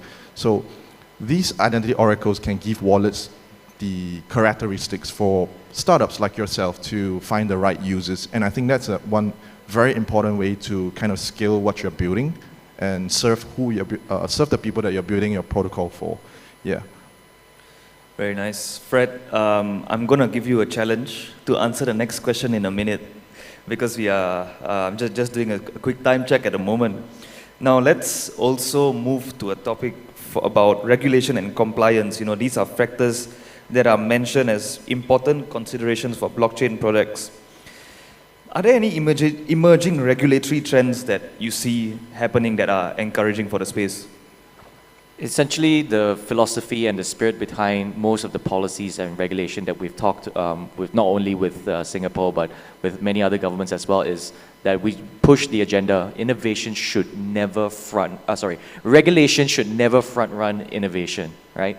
So essentially is that we innovate first, we find a product market fit, and then after that, once it grows, we figure out how do we make this regulatable, and then after that, institutionalize it and ensure that the adoptions levels can be essentially good. And Maurice, so we've all established that innovation is crucial. Can you share a little bit more about how we can strike a balance between pursuing groundbreaking ideas and incorporating proven, stable solutions in building blockchain projects? Because everybody wants to be the next unicorn, everybody wants to be the next big thing. But how can we do it in a more sustainable manner? I would say the two things is like try to solve real problems. I think, again, like in the crypto winters, it's the greatest time to build because people are focused less on price. And honestly, when people spend so much time looking on price, then you want to do more marketing, more PR releases and stuff, and you can easily get lost in the sauce. And when you kind of stick to your foundations in the spirit of what you're trying to build, it's a great, it's a great way to move on. There's something called the Lindy effect, where the longer an idea or a technology exists, the longer it probably will exist. So you have to weather the storm. And when you come up with like a startup idea, there's three things that you need to consider. It's the idea, it's the team, and the timing. And if any one of those are off, then the idea will most likely fail. So it's really, it's to find a balance and find a legitimate idea, not just a money-making idea. Got it. Patrick, your views, please.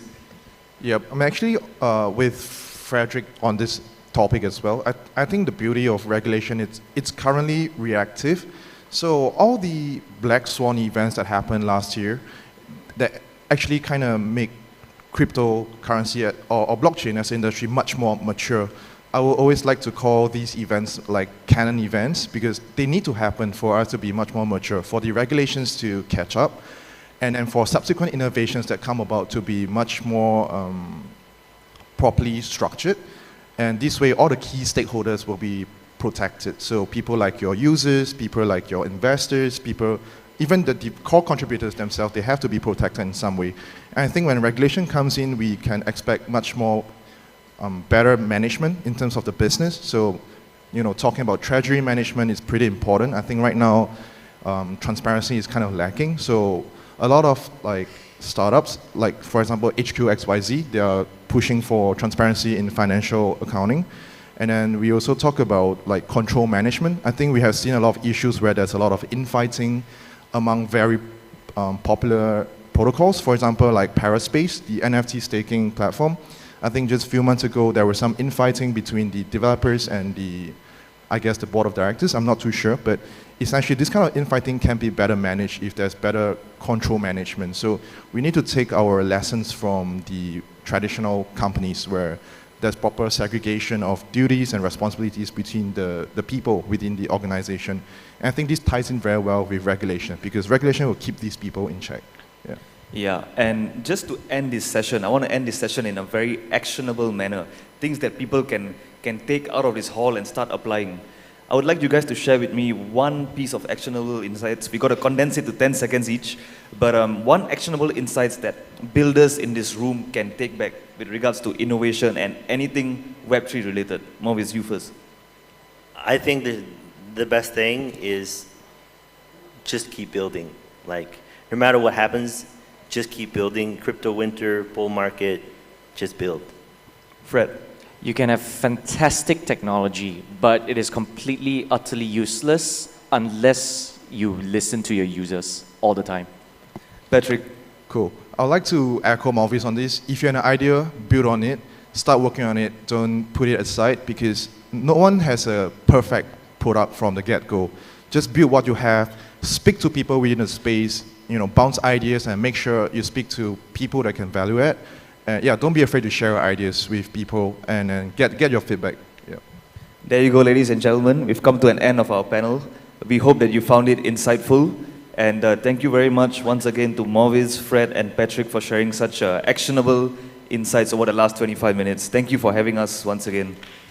Thanks, Sivan. Thank you so much for your insightful sharings. So please stay here for a group photo.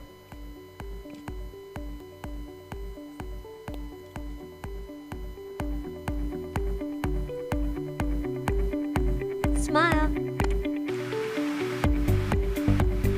Thank you very much. Quý vị thân mến, cùng với sức hút của blockchain, thị trường tài sản kỹ thuật số tiếp tục phát triển, thu hút sự quan tâm đáng kể và điều này cũng làm dấy lên mối lo ngại liên quan đến các hoạt động lừa đảo tiềm ẩn trong thị trường tài sản kỹ thuật số. Vậy, làm thế nào để chúng ta có thể phòng tránh cũng như giảm thiểu được tối đa những vấn đề trên? Xin mời quý vị cùng lắng nghe phần chia sẻ tiếp theo về chủ đề Navigating Vietnam's Digital Asset Frontier, Compliance, Education and collaborative innovation in a dynamic market. We're going to connect online with our speakers, Mr. Zen Nguyen, co-founder and CEO of Kairos Ventures, and Mr. Richard Tang, regional head of EU, MENA, APAC, Binance.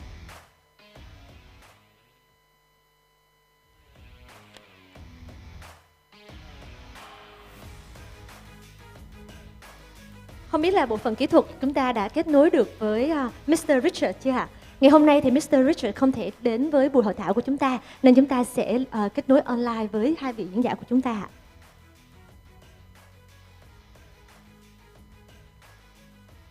Okay, here you are. Can you hear us, Mr. Richard? Okay, very good. And then you get a good connection, right? Okay, so let's start. Mọi người, mình rất là may mắn được ngồi đây với Thang là đại diện từ phía Binance. Nói chung là cũng không có dễ để có được sự tham gia của Binance ở GM Việt Nam. Thì Binance là một cái brand chắc là ai cũng biết ở Việt Nam rồi. Mình rất là ấn tượng với cách grow của Binance ở Việt Nam.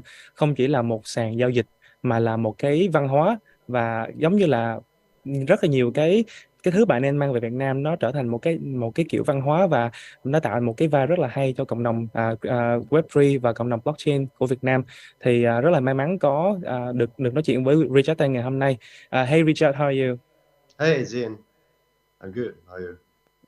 Good. Very very happy to have you today. Thanks for spending the time with us. Oh, absolute pleasure. First of all, just let me apologize to the crowd.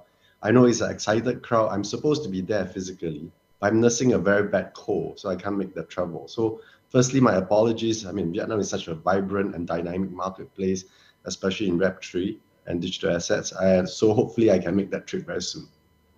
Yeah, no worries. I hope you can make it to the next GM Vietnam. I know that Binance invested a lot in the Vietnamese market, especially your team in Vietnam. It's really amazing to work with your team in Vietnam. I think today we'd love to explore about the regulatory and then also education, and a few suggestions from your side for Vietnam maybe.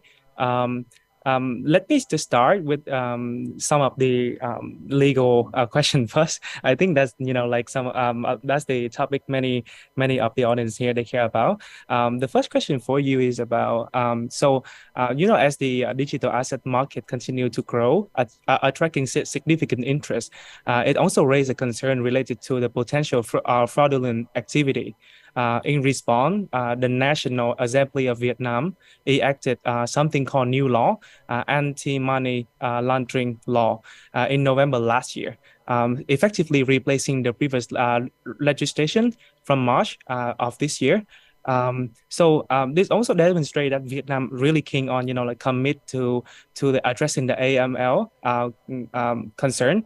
So Binance is basically the leading in the space right now. I just want to know, could you outline some of the key measures that Binance implementing to maintain the strong AML posture and comply the evolving regulatory require, just like new law in Vietnam?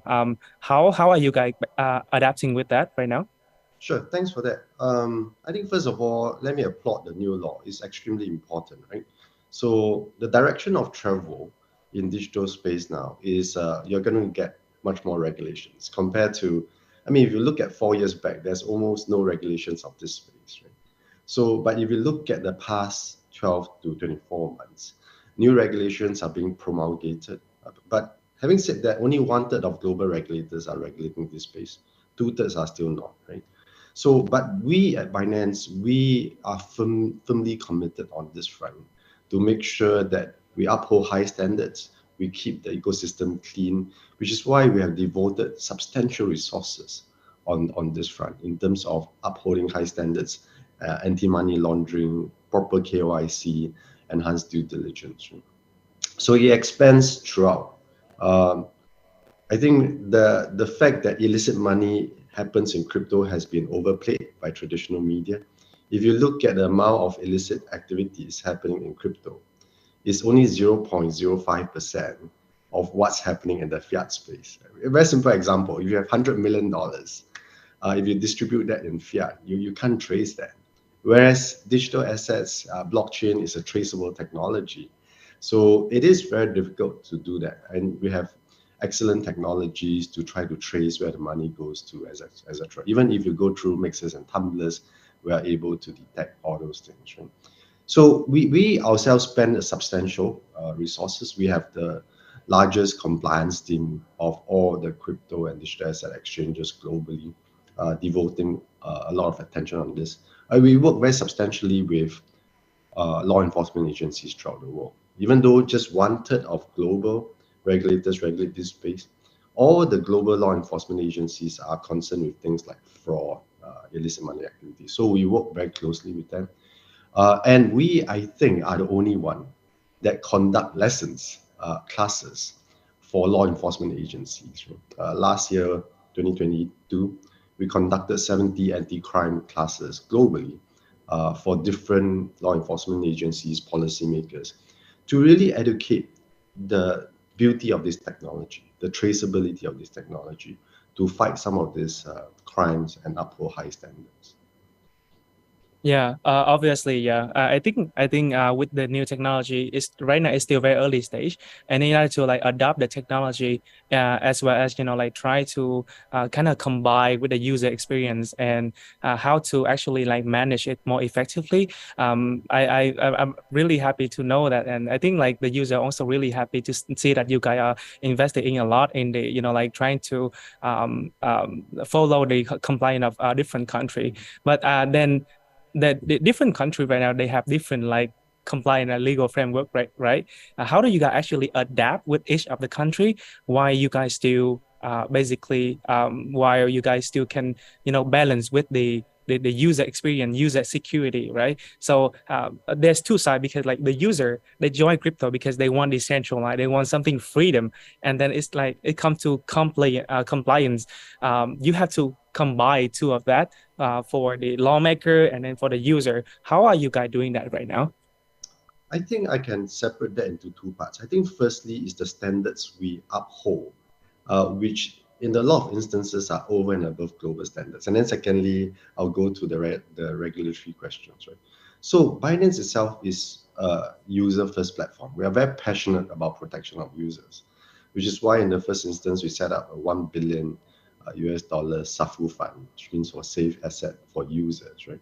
And we introduced many of these measures to make sure that users' assets are protected. We have very strict trading policies internally for staff, right? So any staff that wish to trade in a token, if you buy a token, you can't sell it for 90 days. If you sell that token, you can't buy it back for 90 days. And you know that 90 days is a long period of time in crypto, because we want to make sure that our staff focus on building the best platform possible to serve our users, to meet their users' needs, right? And not spend so much time on trying to trade tokens, etc. I think that's the first part. So internally, we have a lot of standards that goes above what regulators are prescribing to really protect the users. So let me stress the first part. Second part, regulations is a challenge. It's confusing because in different jurisdictions, crypto are treated, or digital assets are treated quite differently, right? Firstly, some things that they are security, some things they are commodity, some places say that it's a digital payment token, and you have some jurisdiction that come up with totally new definition for it, virtual assets, right? Understanding the risk and characteristic of this particular asset class.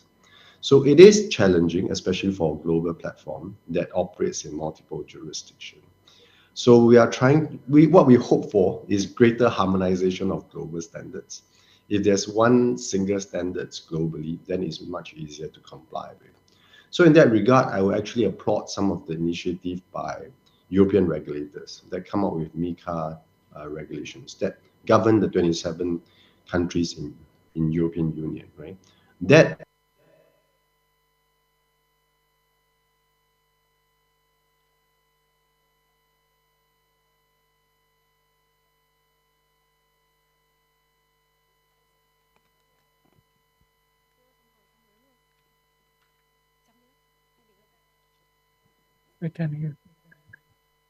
Hình như là chúng ta có một chút trục trặc kỹ thuật ạ.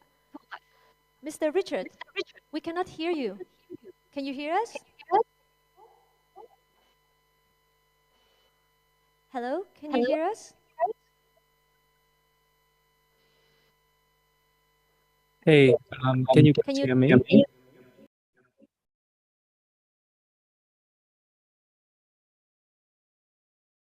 You can still hear from my side.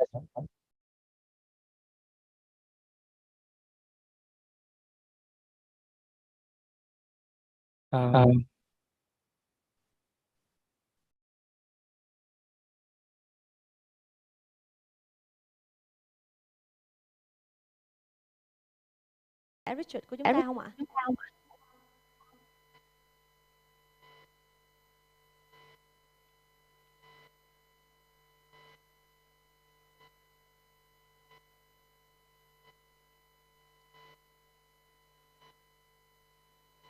Hey Richard, can you hear us?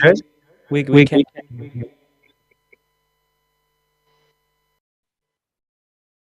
Maybe you can leave and try again. Yep.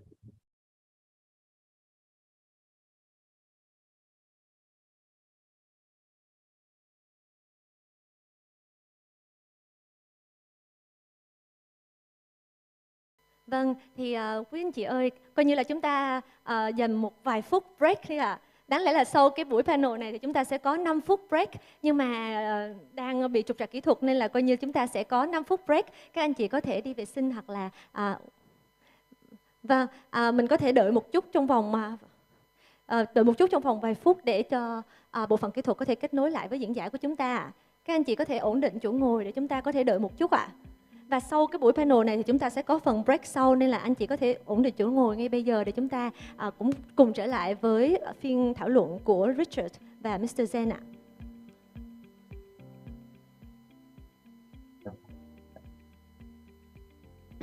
Hello. Sorry. Can you hear me now? Yeah, I can hear you now. Can you hear me?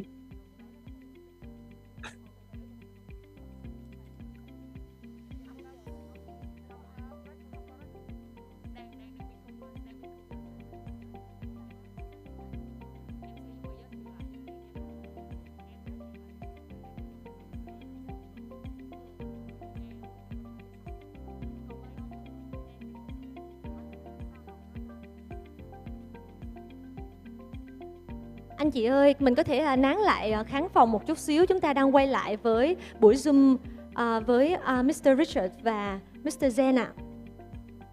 Bộ phận kỹ thuật đang cố gắng kết nối lại ạ.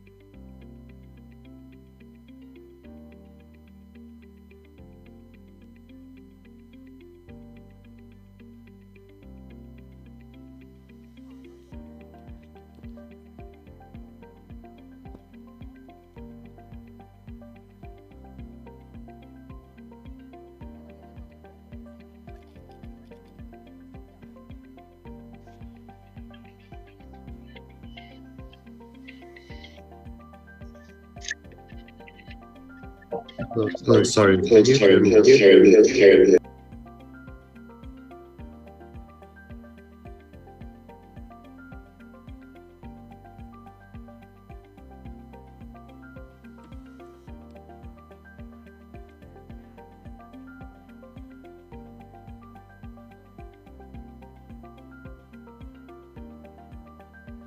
Vâng, thưa quý vị, buổi thảo luận về Navigating Vietnam's Digital Assets Frontier sẽ được quay trở lại trong vòng vài phút nữa.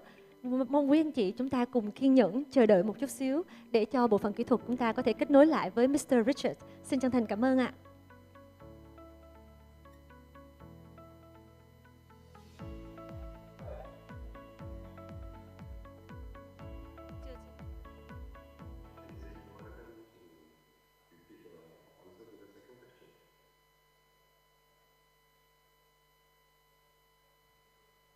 Bộ phận kỹ thuật cho em xin hình được không ạ?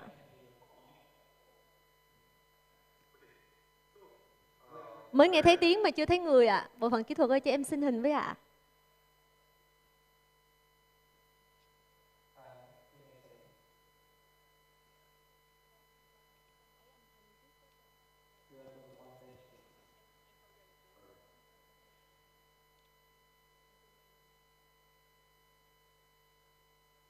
Vâng, xin lỗi quý anh chị, chúng ta có một chút trục trặc kỹ thuật ở đây. Bộ phận kỹ thuật đang cố gắng kết nối lại với hình ảnh cũng như là âm thanh để chúng ta có thể tiếp tục buổi thảo luận cùng Mr. Richard và Mr. Zen.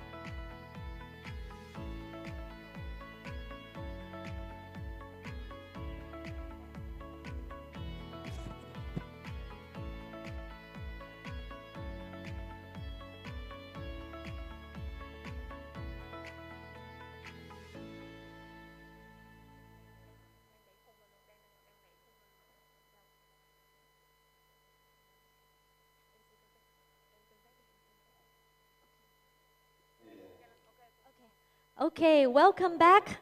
Mr. Richard, can you hear us? Zen ơi. Yes, sorry Zen about không ạ? Okay, welcome back. We've been waiting for you, so let's start again. Thank you. Yeah. Sorry. So Zain, the second question that you posed, you didn't hear any of my response. Is that right? Yeah. Okay. Okay, so just let me repeat the salient points, right? So I think on one hand, other than regulations, Binance impose higher standards than most regulators do, right? So for example, we are very passionate. We are user first in many instances. We look at user protection, which is why we first came out with the 1 billion SAFU fund, Safe Asset for Users fund, to really protect users. And we impose many standards internally, including a 90-day trading rule, right? When you buy one asset, you can't sell it for 90 days. And if you sell that asset, you can't buy it back for 90 days, right? And that's pretty stringent. So we have a lot of all these internal rules and standards that are way above what the global regulators impose. On the other hand, for regulators, it is confusing landscape globally, because in some parts it's considered a security, in other jurisdictions considered a commodity, and some are considered digital payment tokens. And some jurisdictions come out with new definition for it, virtual assets, understanding the unique characteristics of digital assets, right? So for global exchange that does global deployment, it is challenging. And what we hope for is to see greater harmonization of rules, so that it's easier for everyone to comply.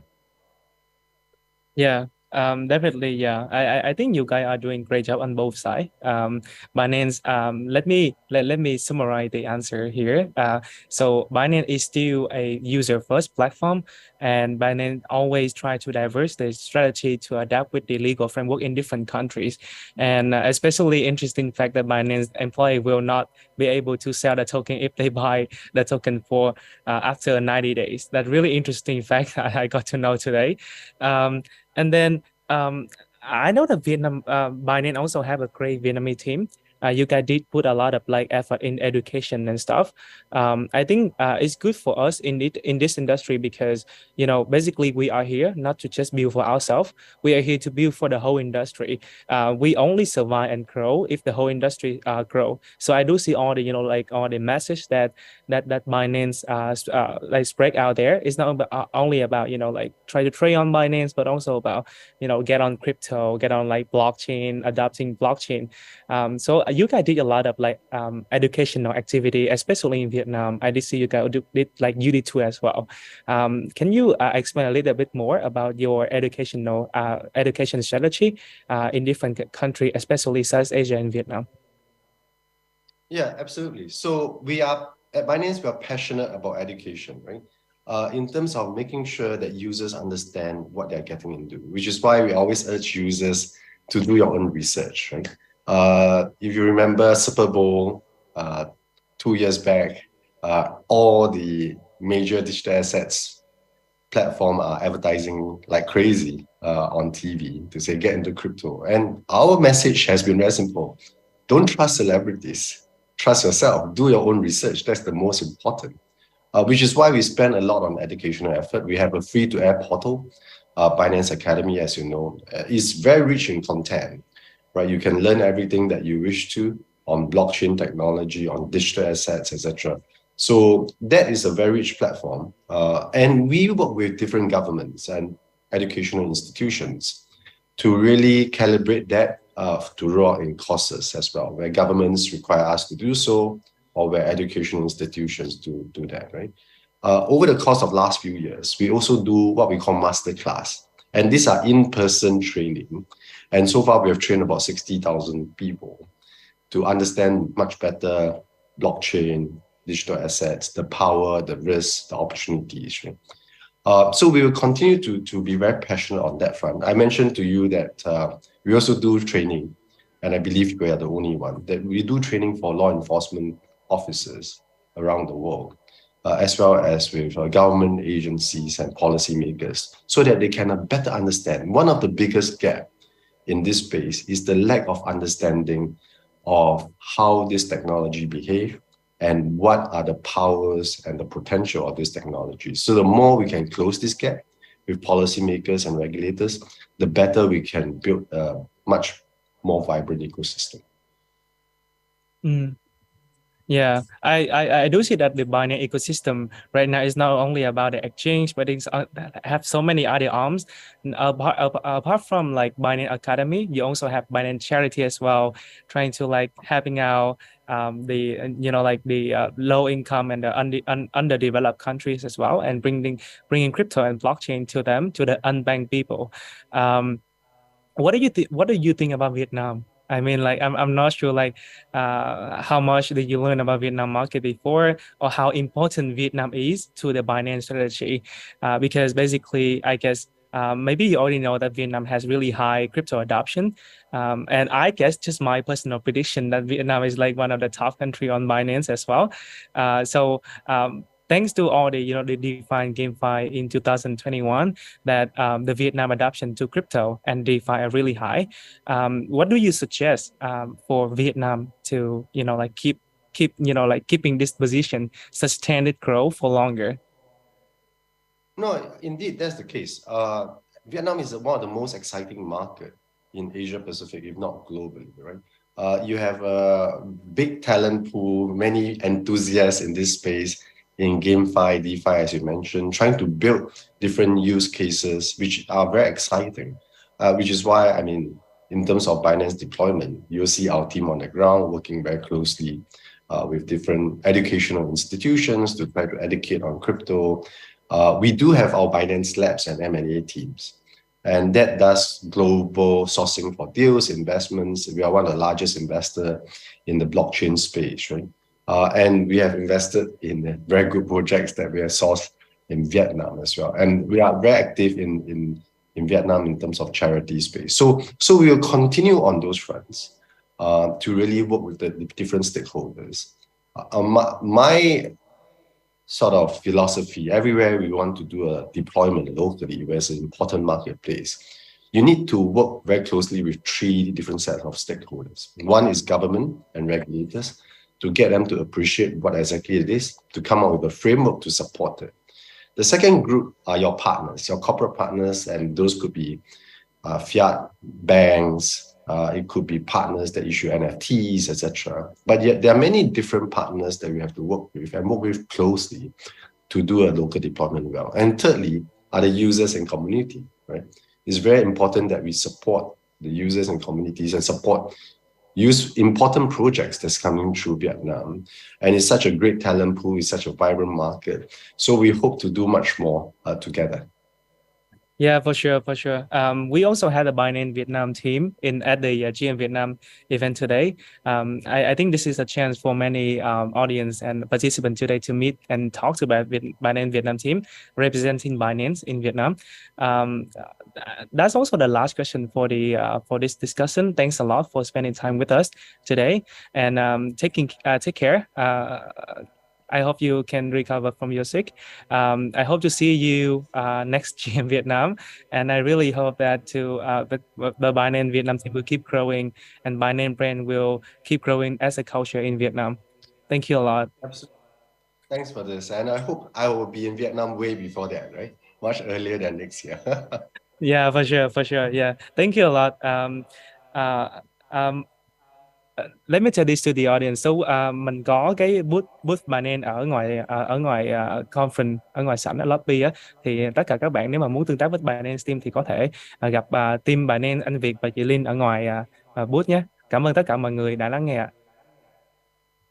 Thank you Mr. Richards for your sharing. Thank you Mr. Zen.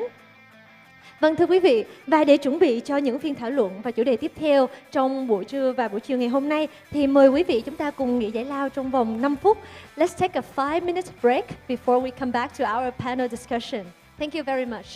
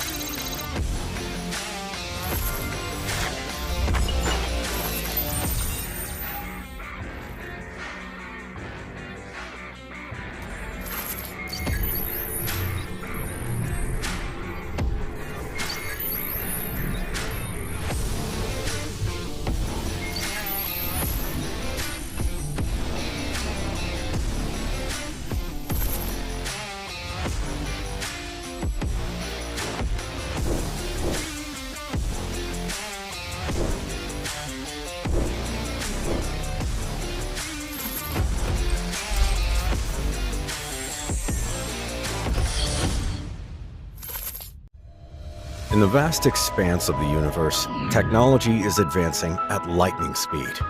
Amidst this rapid progress, Aura Network shines as a beacon of innovation and vision. A team of engineers and visionaries set out to build a new NFT infrastructure that would change the way we think about ownership and value.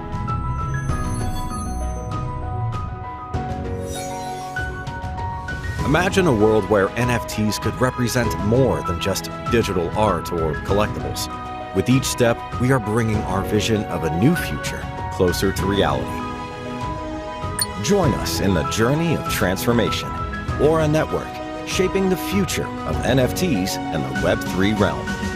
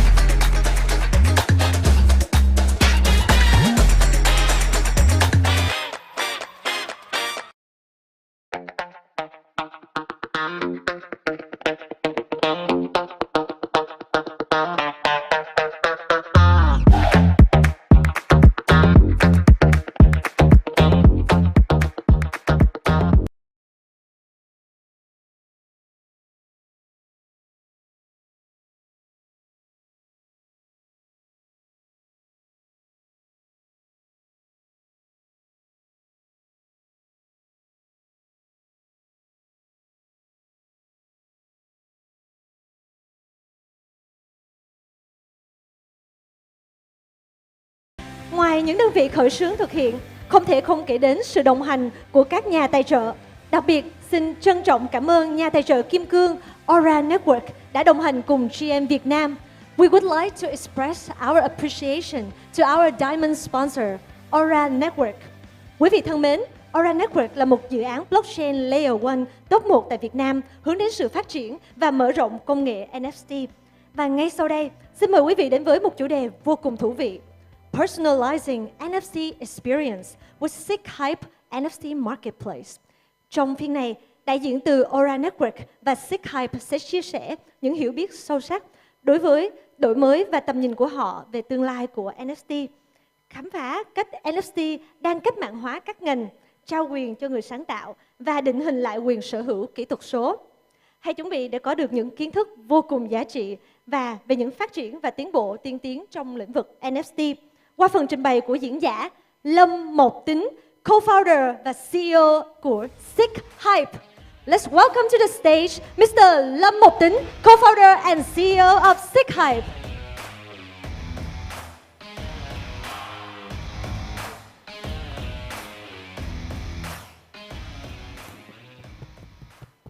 Hello, GM everyone.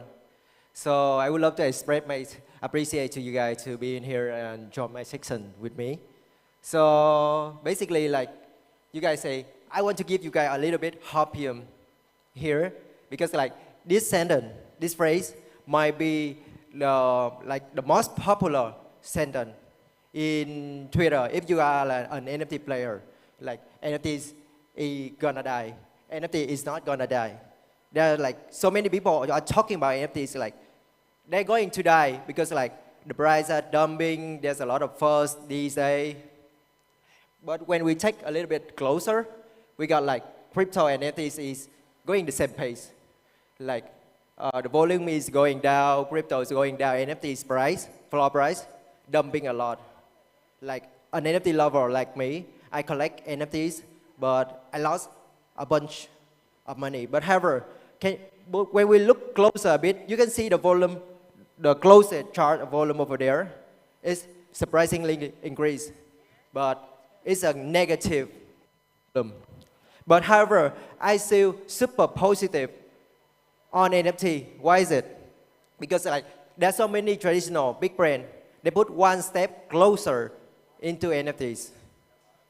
Like they're not truly like doing big thing with NFT, but they just one step, doing small thing, but make so many things, like so many revenue from the NFTs. For example, like for the case of Nike, they bought an NFT collection like artificial and received like 160 million based on just selling the NFTs. And people like projects, builder, and there's a lot of people always asking me for the advice like what is the successful recipe for an NFT project? But they never ask the story about like, they're just asking what could they do to become a successful project, but they don't ask like, why do people buy an NFTs? You can see here like speculating and making money, right? 70% of the people coming for the NFTs because like they believe it will be the trend and it will be making them a lot of money. So 70% of them is like want to making money. And three rest is like art, I be collecting, community, utilities. It's just like all the smaller part. But however, the price is just like the price going down, showing the market is like going to bad, just solving the first reason is like speculating and making money. There's so many more reasons for us to believe in NFT, the future of NFTs. So basically for me, NFT is just an NFT, not just like NFT on Ethereum. There's also a lot of chain has a better speed, better technologies, and low gas rate. So it will be easier for like Web2 companies and other company Web2 want to jump into the NFT space. They would be like using Polygon, using like Binance Smart Chain, Flow, AMX, and also Cosmos. We could have a little bit closer. Let's look a little bit closer into the niche. That the strongest niche of NFTs right now is like collectible niche, which is closely related to the first reason is like making money. In the Web3 currently, like we got like 1.3 billion of dollar in like 2023, but currently like in Web2 2020, it is about like 360 billion, which is like 2 more digits 300 times. So we can imagine like whenever like Web2 starting to believe in like crypto NFTs, how much would they spend for NFTs? How much would they like acquiring new user? And how potential is it for the NFTs, right? So I would love to spread my belief, my positive energy, and my hopium for NFTs to you, all of you. How about you? I can together believe and we can make it. So why do I choose Cosmos? Because like it's have the technologies, speed, and also low fee, I guess, and also like huge potential to make it happen. As an NFT marketplace, I do also like collaborate with a few Web2 company in Vietnam. They're really strong. Like we make a few NFT collection and got sold now in like 30 seconds. So to acquire new user from a Web2 is really important. So let's look little bit closer to understand how user think when making a purchasing decision. It's not much different between like Web2 and Web3. It's starting from like awareness, attraction, consideration, and value delivery. So what we're trying to do is like providing the Web2 friendly user interface so that people can easily access to our platform.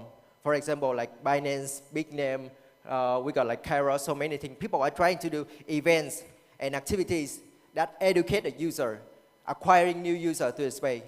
So as a marketplace, what we're trying to do is like providing the good product that whenever people coming in with their awareness, they coming in, they're feeling so easy to use the product. And then coming to the next say is like attraction. Like when I came to NFT, I don't even understand like what collection should I buy? Why do I have to buy that? So as an NFT marketplace, I have inspired a lot by those like e-commerce platform in traditional. Like you can see like Amazon, eBay, SD, Tiki, Lazada, Shopee. They are doing so good on recommendation. They was collecting a little bit like user behavior and then recommend the user the right product. So that is why whenever I came to those e-commerce platform, I don't have to like searching for any kind of product. I just like scroll it and pick the right product for me. I also want to bring this to NFTs with the personalized and you can see like your type of NFT project. I will share about it later on.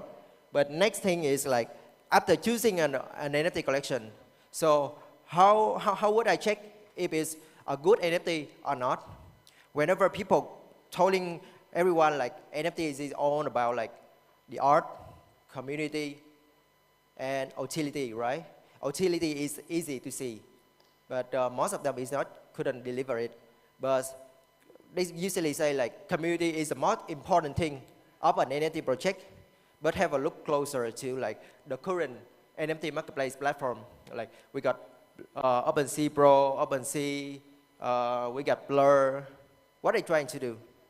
They also like trying to like smoothen the experience on the NFT platform, but they're just showing information related to the price. So where's information about a community? How can we check if the community of an NFT project is hype or not, right? So SIGHIVE is much more different. We try to collect information from the project, try to verify and collect what people are talking about it, and put it in right into the platform so that people can easily like, I don't have to follow any KOL anymore. I just need to using SIGHIVE to find, check, and also like following up for the value delivery part when I already purchasing it. See, these are some big names that already applies like recommendation and becoming so big, so good in Web2. When we're trying to like bring more people from Web2 to Web3, we have to learn from them. So this is the way that how can I like collect information and analyze and making like recommendation for user is like we following the behavior on the platform, like holding, following, searching, and also information like on-chain behavior of them, and also like collecting information from some of the whales to put. For example, for me, I like NFT with like anime art. So when I try to buy and hold, most of my portfolio is like anime art, right? And then when I come into Skype, they will directly recommend me. Hey, I have a lot of like anime NFT projects. It's easy for me to make a decision, right? Here's like a little bit about social intelligence. This is how we different. How we different between like we trying to like acquire more like user, like collector user. It might be less than those who trade, but for me personally, I believe like the reason people come, also the reason people live. So if I try to like bring more people who want to make money, whenever they couldn't make any money, they're gonna leave. That also happened the same to the GameFi and the people who green blur incentive. So we want to make a difference. We want to like acquire more user who is collecting, professional collector who is like buying NFTs for long term, have a big vision, big belief on NFTs. It might be small part of them, but they would be like easy to become a loyal customer of our platform. So through 3 months, I have just like starting Skype for 3 months. What do we got? Like more than 11 collection launch with like 4 in real life utility collection that I told you guys. Like, I'm working with like Web 2 company to make more and more user from Web 2 coming to the platform. And so now from like 30 seconds to 2 hours, 35K unique user, and also like with those number. And we are under discussing with like 3 big IP, anime manga IP from Japan too, because like I believe that they have a lot of fun, and the fan is like ready to spend and really loyal to the image, really loyal to the IPs. For me, I am also an anime lover. Yeah, and this is Skype, yeah, and me. If you guys have any concern, please feel free to contact me a little bit about me. I have been in crypto for like 5 years, in the NFT space for like nearly 2 years. I have started my very first NFT community in Vietnam for than 1 year and a half right now. Currently is the biggest NFT community in Vietnam right now. You can call it like NT NFT Club. So this is about me, my co-founder, and yeah, thank you. Thank you, Mr. Lâm Một Tính. Mời anh nán lại sân khấu để nhận phần quà từ chương trình. Ngay sau đây, xin mời Miss Sam Hoàng, CGO của Kairos Ventures sẽ lên sân khấu để có thể trao hoa cho Mr. Lâm Một Tính. Please welcome to the stage. Thank you. If you guys have any concern, please feel free to contact me for more information. Yeah.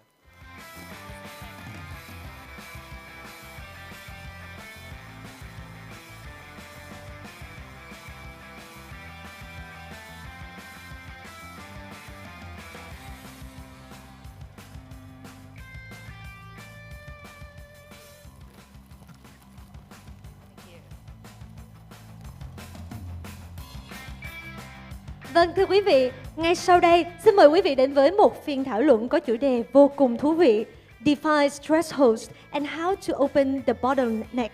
Với chủ đề này, hãy cùng nhau lắng nghe những chia sẻ từ các nhà lãnh đạo, ngành và thảo luận về tiềm năng cũng như thách thức của ngành công nghiệp blockchain, bao gồm khả năng mở rộng, khả năng tương tác, bảo mật và trải nghiệm người dùng. Chia sẻ những hiểu biết sâu sắc về các giải pháp đổi mới và các phương pháp hay nhất để có thể khai thác toàn bộ tiềm năng của ngành công nghệ chuỗi khối trong cuộc cách mạng hóa tài chính.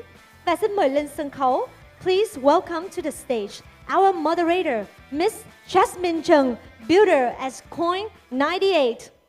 Xin mời lên sân khấu moderator của chúng ta, cũng như các speakers. Please welcome to the stage Mr. Justin Kim, Head of Korea Ava Labs, Mr. Marin, Director Growth at Consensus, Mr. Bowen Sands, Co-founder Proximity Labs, Mr. Christian Ecosystem Expansion Lead of Confluence Network.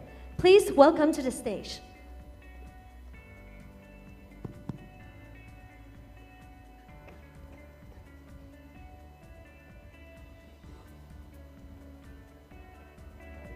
Vâng, xin trân trọng kính mời các diễn giả và chủ tọa chúng ta có thể chia sẻ về chủ đề hấp dẫn này cho các nhà chúng ta.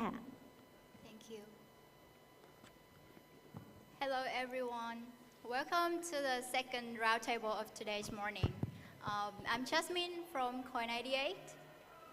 And I think it's always a pleasure and privilege to sit in and have a conversation with the thought leaders in the industry, and especially in Vietnam today. So thank you all for participating. Okay, so our topic today is decentralized finance. So decentralized finance has always on the top of the crypto narrative since the last DeFi summer. And I can tell that we have been through a lot since that time. So this is a good time for us, not only to talk about the futures, maybe another DeFi summer, but also to look back a bit to see how things have changed and what we have been missing on our journey to make DeFi accessible to everyone. So before we dive into our topic, let me introduce you to our special guest today. So can we start off by introducing yourself and what exactly you're building? Okay, maybe Justin first. Pleasure to be here. My name is Justin. I'm head of Korea at Our Labs, leading all partnerships and ecosystem in Korea and maybe a greater part of Asia. Pleasure to be here. Hey, good morning, everyone. This is Marwan. I work with Consensus. How many know what Consensus does? Can I see a show of hands? Okay. How many know MetaMask? Okay, so Consensus does MetaMask. That's the easy way. So I essentially work with projects where we support them to onboard them on our ecosystem. Obviously, MetaMask is a popular wallet that we thrive on connecting to multiple dApps and multiple chains. But also we have infrastructure tooling, such as Infura. If you're a builder today, you can use that to deploy on many chains. And as of this month as well, we are launching our ZK VM L2 called Linea. So that's also something that we are very excited about, and then I hope to see many of you deploying on it. I'm based in Singapore, so I've been in Asia for quite some time, so it's interesting for me to mix this Web3 journey with my knowledge and experience here in APAC, and I couldn't be more excited. Thank you. Hi everyone, my name is Bowen, and I'm one of the core members of Proximity. We created Proximity about 2 years ago, and basically Proximity Labs is the DeFi arm of Near. We go very hands-on and go under the ground to be more like closely work with DeFi founders to work on execute different DeFi initiatives and to build different DeFi building blocks, and yeah, and happy to be here. And also my co-founder is previously from Consensus. Hey guys, my name is Chris. I'm super happy to be back in Vietnam, and actually when joining Conflux Network, the Layer 1 blockchain network I'm working at right now, my first panel was actually in Vietnam as well, so I'm super happy to be welcomed here again. And yeah, Conflux Network is a Layer 1 blockchain network. There's DeFi on our network, there's also NFTs, gamifies, and there's also something that was mentioned in the last keynote, which is the actual adoption of NFT, and that's also something we are pushing forward. But yeah, super happy to be here and excited to share our knowledge from the DeFi space with all the specialists here today. Thank you. Thank you. Okay, so all right, I think we will have a very engaging conversations as you guys own the OG in the market, and you are putting a lot of effort to build great products to serve like millions of users. So first, let's go back to basic, where we will talk about the DeFi trilemma: scalability, decentralization, and security. So starting with like scalability, I will leave the question to Marwan and Bowen because you are building a lot of products like Infra and MetaMask, like the recent linear network. And also Nia, I recently see that you launched a blockchain operating system to serve like more users and make DeFi more accessible. So, but scalability is the key challenge that we can see. Like we can clearly see because of the high transaction fee and also the network congestions. So these factors just prevent user from, prevent the DeFi protocol to operate sustainably. So what innovative solutions or technologies that can address this issue and enable DeFi to grow further? Yeah, I'll take this one first. So obviously, actually, you couldn't have said it better. Scalability is a big problem for DeFi and many other applications in Web3. I personally actually started playing with DeFi a lot on Ethereum, and I am generally a curious person that I want to try things. And I found that, okay, I discover a DeFi protocol, I deploy maybe some funds, and then I'm very conscious about the gas fees and whatnot, and that actually makes me experiment even less. And not very proud to say, but the first time I tried Optimism and Arbitrum was like 6 months ago or 9 months ago, and then it just blew my mind that I can just deploy, undeploy, do something else, try this, try that, and it just like made actually the learning experience and the journey much more powerful because they have solved that scalability issue. So I think it's very important for, of course, the protocols themselves to gain popularity, for the users to feel more comfortable, and that's perhaps where things like, Binance is very popular as well because it allows for that easy interaction. So coming back to what is being done on this one, obviously, like, we are seeing a big rise into L2s built on Ethereum, and we at Consensus believe in the Ethereum scalability, and that's why we have invested into like a couple of years now building ZK technology into our R&D team. And then finally we felt that the timing is right this year to go and launch it into a chain, into Linea. So we've run Linea during, I think, almost 6 months of testnet, and we are just closing this week, I think the social week, right? So we did these quests every week for the last 9 weeks, and the numbers were just crazy to see people, either token farming or testing or even deploying bots, and the network can just handle it. And it kept actually handling millions and millions of transactions. So these things would not be possible without this technology. Obviously, we are excited about launching this into a mainnet. Tune in for EthCC if you're going or if you're following. That's where would be the public announcement for Linea mainnet launch, and then we hope that we will see actually a very large number of transactions and users interacting with it. There is many chains, of course, solving the problem differently. So there is other L1s, there is the optimistic rollups today. All of these are probably one of the biggest fields of research and investment when it comes to looking at this scalability solution. There is other angles, of course, later on that you have to look at in terms of perhaps how to scale the go-to-market, how to onboard users easier. So that's where some innovation around account abstraction and wallet innovation will allow you to, go like, I think I was following the, like many of you probably, the launch of Threads from Facebook, the app, the Twitter competitor. And to see an app has such actually a scalable onboarding journey that allows them, they reach 10 million users in 7 hours. So that's also equally important for an app and onboarding, and that's where wallets and MetaMask in particular play a big role and responsibility to try and give that frictionless experience, because that's also an important part for scaling an industry like DeFi. Okay. Yeah, I think in terms of scalability, there's quite a bit of solutions already in the market, right? Like each of our panelists here are coming from different scalable solutions. So we have like a Conflux working on tree graph, right? We have like Avalanche working on subnet, and Linear working on ZK rollup, and Near is what we're working on sharding as a scaling solution.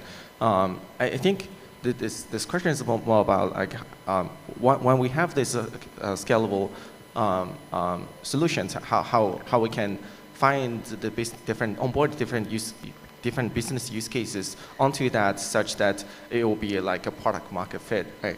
And onboarding different use cases to that. And And the way we approaching that is Near has done Near has a unique sharding solution, and the core characteristics it brings to Near is it's very fast. It's one of the fast blockchain by transaction finalities, and it's very affordable. Each transaction less than 1 cent. So we are exploring the DeFi venues such as that requires higher frequency settlement.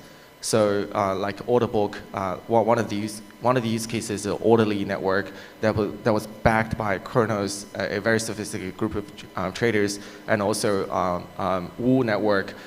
They're building the liquidity layer to help different market makers and traders to trade frequently, right, on a more scalable network.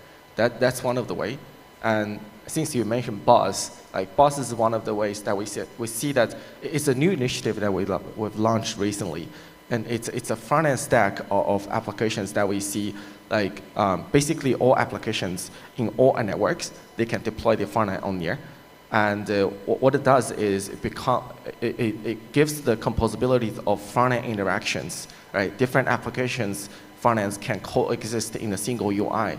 And where did they come from? Like there can be an application on Avalanche, there can be an application on Confluence. They can deploy the front-end code on Near, and the user experience will be very, very different, right? Because since all these applications can exist in the same UI, users don't need to know if they're using Uniswap or not. They just need to know they're finding the best price in the market. So that's one of the ways that we see bring application use cases. Bring more accessibility to those applications into the hands of users, and also to bring user experience into different level, such that we can crafting a business identity for Near and for the DeFi user experience in general. Yeah. Thank you. So I think you're actually raising a really good point there. Although we have a lot of technologies in the market now, but I think our final target is to provide a seamless experience. Like if you are using Web3 products, but it feels like you are using Web2 product. So speaking of the product building, I think there's a lot of stage that we have to go, and it's a long way to develop a product to a major stage. So I think I experienced some criticism from some of the users, because we still need some kind of key players for the products to run at the beginning. So there are a lot of saying that the DeFi protocols are not really fully decentralized at the early stage. So how do you think about this, Chris? I think the term decentralization, there is no definite term when do you say is something decentralized enough? And I think for that people have to ask themselves, how decentralized do I want it to be? There are pros and cons to decentralization and DeFi protocols. Some are completely community run, very decentralized, but the process and the innovation there might be a bit slower than to a more centralized entity that still runs decentralized. But yeah, there is no correct answer until now. And then I think recently with the many hacks that are happening, the one that just got announced today with multi-chain, it's the industry needs to get more regulated, and that's not just from an industry's perspective, but also from a regional perspective in which jurisdiction you are. To make it more regulated for your users. And one of the recent terms that I learned when I was actually in Korea last month was now people are already talking about permission DeFi, right? And if you think about it, nowadays DeFi should be completely decentralized, everyone can access it, right? But then permission DeFi brings another layer on top of it. There are different solutions to that, but yeah, only time will tell what's the correct path to go. And for now, we are in this industry and just experimenting around, seeing which path is the path to go, and then we'll build towards that direction. Okay, Thank you. So it's actually that it depends on how we, look at it at the moment, right? Okay, so you mentioned the hack that, like multi-chain hack. So I want to, mention also the last pillar of the blockchain trilemma, which is security. So I think that we have a lot of hacks happening this year, and even like back in April, we also have a very tremendous hack to Euro finance, which led to the loss of $10 million. So is there any way that we can increase the security measures and we can increase the user-friendly safety without sacrificing the decentralized natures of the DeFi protocol? So I think this question is for Justin. Well, great question. So Avalanche is the company behind Avalanche blockchain, and we are trying to ensure chain-level security. We're not DeFi protocols, but what we can do is to ensure there's safety at chain level. And Avalanche blockchain has a different consensus called Avalanche consensus. So we actually have instant finality where payment actually equals settlement. So there's no transaction payment, DeFi payment transactions ever canceled on blockchain, on Avalanche blockchain. So I think that's one security that we offer as a blockchain layer 1 mainnet. And also Avalanche also offers scaling solutions called subnet. It's basically like an app chain or L2 on Ethereum, but we actually build our own bridges and also cross-chain messaging by ourselves. So I think there's a moral hazard happening that could actually bring risk to all the bridges that work with L2s, because you have to work with both L2 mainnet and also L1. But what we do is we actually build bridges and cross-chain messagings for all the subnets and the mainnets. So there's no risk of running your DeFi protocols, DeFi transactions across all these different network. So that's one. That's actually the chain level security that we're trying to ensure for our DeFi protocols and users. Thank you. If I may add on the security as well, I think one important, so all of us are of course building software that is as secure as possible, but one of the other angle that is worth investing in is education of the users themselves. I mean, most of the hacks and most of the errors is usually because of lack of knowledge or somebody who, behaved, saw an NFT airdrop and just connected. So, for example, we have with MetaMask something that we are very proud of, which is called MetaMask Learn platform. So anybody can go to MetaMask Learn, and then you can find actually content that educates about self-custody, about how to interact with Web3 and dApps and DeFi in really non-technical terms. So it should be easy for anybody to go and read through it. We obviously actually believe in the global aspect of Web3, so even this website is available in multiple languages to attract different communities.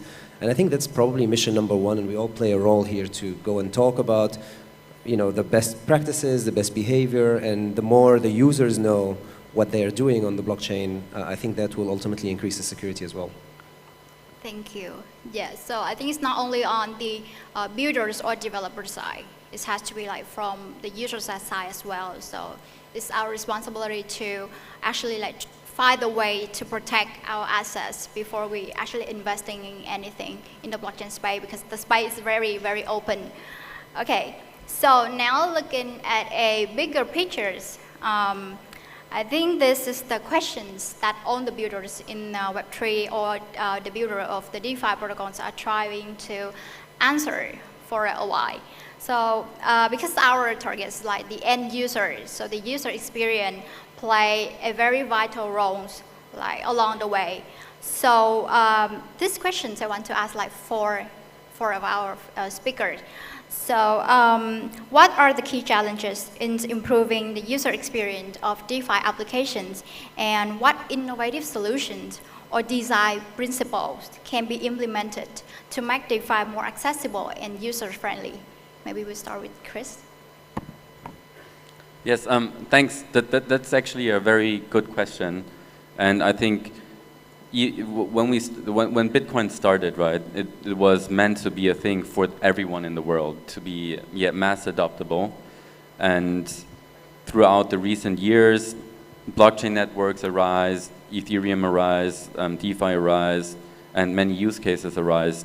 And I think everyone who's sitting here, who has been in the industry for quite a while, for them it's easy to create a MetaMask wallet account and then just access DeFi. But like if you look at it from a grand scheme, that's just a small percentage of people that know how to use it, that want to go through the hassle of storing their private keys or the seed phrase properly. But for the most people who are just normal users, like we using our phones to connect to Google, to connect to Telegram, WeChat, whatever, we just want something that is simple and easy to use and that has some level of security for you. So I think the whole onboarding process, and there are companies here like Biconomy, Particle Network, Web3 Auth, who just make the entrance into the Web3 space more relatable to normal users. And I think that's one of the big things and challenges to push out further for people to get on board. And I think that's one thing we all have been working on towards. And based on that, to create UI and UX that is familiar to the end target, to the target consumer. So if it's like in China, they should log in with WeChat, pay with Alipay, for example. In Vietnam, maybe you have a different messaging protocol like Line or Zalo to log in through Zalo because that's what people actually use. And I think the different solutions that are very similar to what people traditionally experience with, these are the ones to onboard more people into the Web3 space. Buổi. Yes, some fundamental items that we built are like fast authentications. Basically, you can use your facial IDs and email addresses to sign up for near wallets, and you don't need to see phrases. So that's one of the ways to onboard new users. And we also, at Proximity, we have spent some time to bring MetaMask support into a non-EVM chain near. So that's one of the ways that we tackle the user experience side. But generally, as an initiative, is like to give some numbers. Like you see, Uniswap has about 400 plus forks in the market, and the Compound has about like 90 plus forks, and GMX like new purposes have about 30 plus forks. Like the users, like as more layer 1s and layer 2s coming out of the market, and also it becomes very cost. The cost of forking is very low. Are those applications and new rising like layers and blockchains and applications, are they actually solving the product market fit problems? Are they truly trying to solve the user needs? And users try to find the right application to interact with is one of the problems that we see, like that hinders like user experience in DeFi spaces. Right?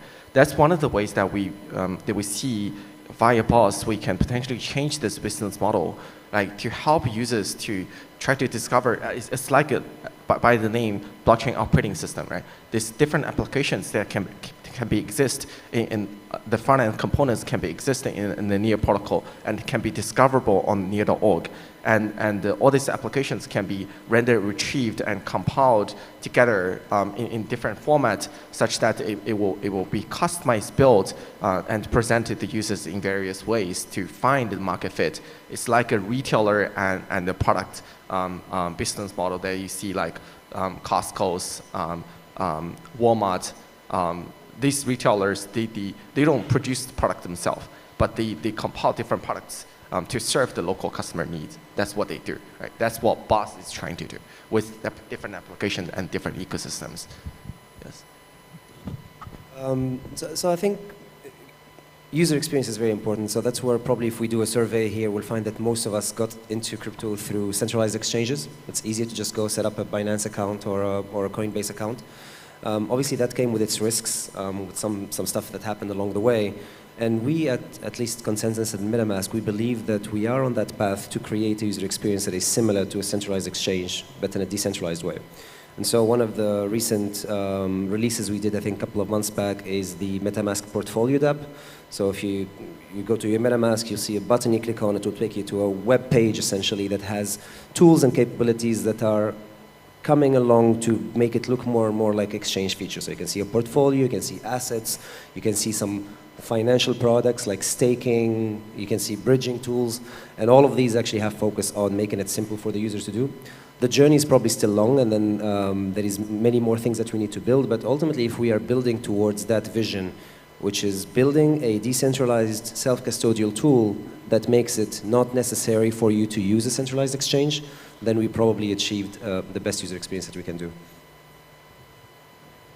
Okay, we got, 30 seconds? But as an operator of a blockchain network, we believe that cross-chain messaging protocol, a cross-chain transfer of assets are one area that we're trying really hard to sort of, provide seamless experience for DeFi users. And Avalanche has actually the most number of Bitcoins bridged to on our chain. So what that means that there's so much liquidity on Avalanche right now, and we're trying to create our own wallet for the mainnet.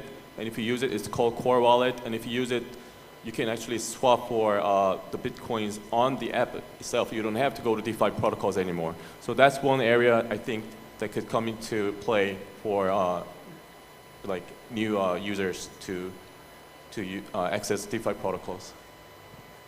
Thank you. Okay, so I think we got like very comprehensive answer for like all of the DeFi aspect. Yeah, I think we don't have really much time to explore another topic. So, but this has been enlightening and also interesting that we can get, a lot of insights, and I hope you can take something from here to continue to believe in the true value of decentralized finance. So maybe we can wrap up the roundtable today by describing your DeFi journey in just one word. Okay, Justin. It was a pleasure to be here today, and Avalanche has a lot of DeFi protocols. It's actually the core of our business, and we're trying to see more enterprise use cases, and also other GameFi that is happening based on our liquidity.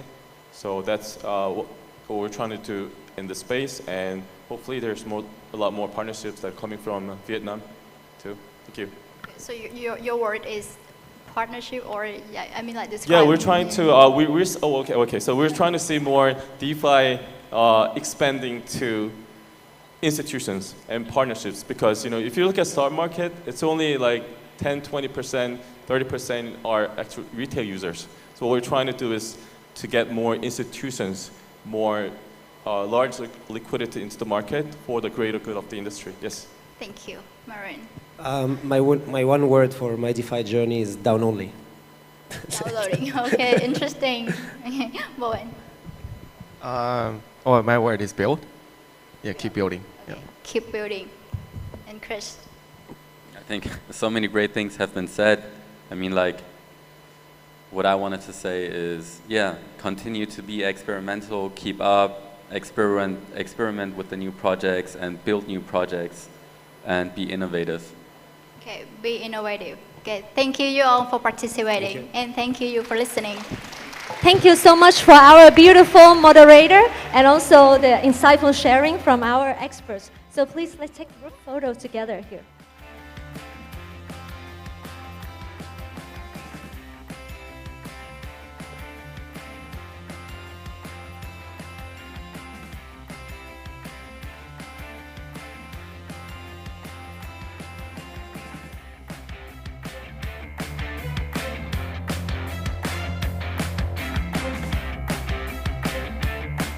Thank you very much.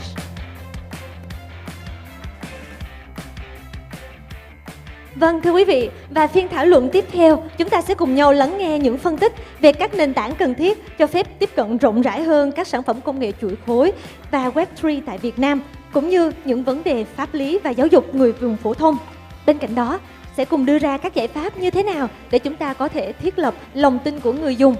giành được niềm tin của các tổ chức tài chính và chính phủ, đồng thời thực sự giải quyết các thách thức hiện tại. Xin mời mọi người cùng đến với chủ đề Crypto Assets in Vietnam, How to get out of the gray area trong phiên thảo luận sau đây. Và xin được mời lên sân khấu Mr. Lại Hồng Phong, Head of Business Development, Cone 68.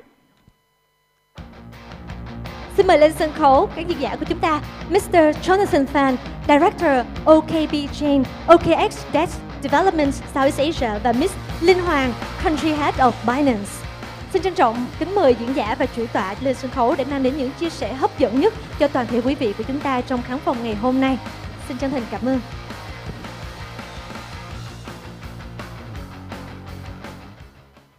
Alright. Hi everyone.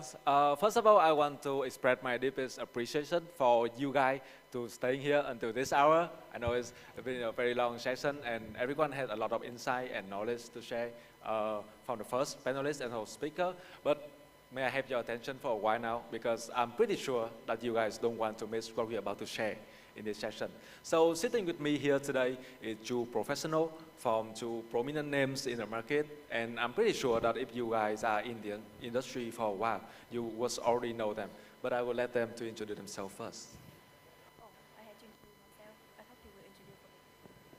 Hello everyone, my name is Lin and I'm currently managing finance in Vietnam, and I'm joined the crypto since 2016 because I won hackathon in Silicon Valley and all the reward they give me in Bitcoin and Ethereum, and that's how I end up into the industry.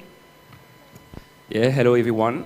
So for me, I'm Jonathan. I'm from OKX, part of the development team for the chain development and also the Web3 effort.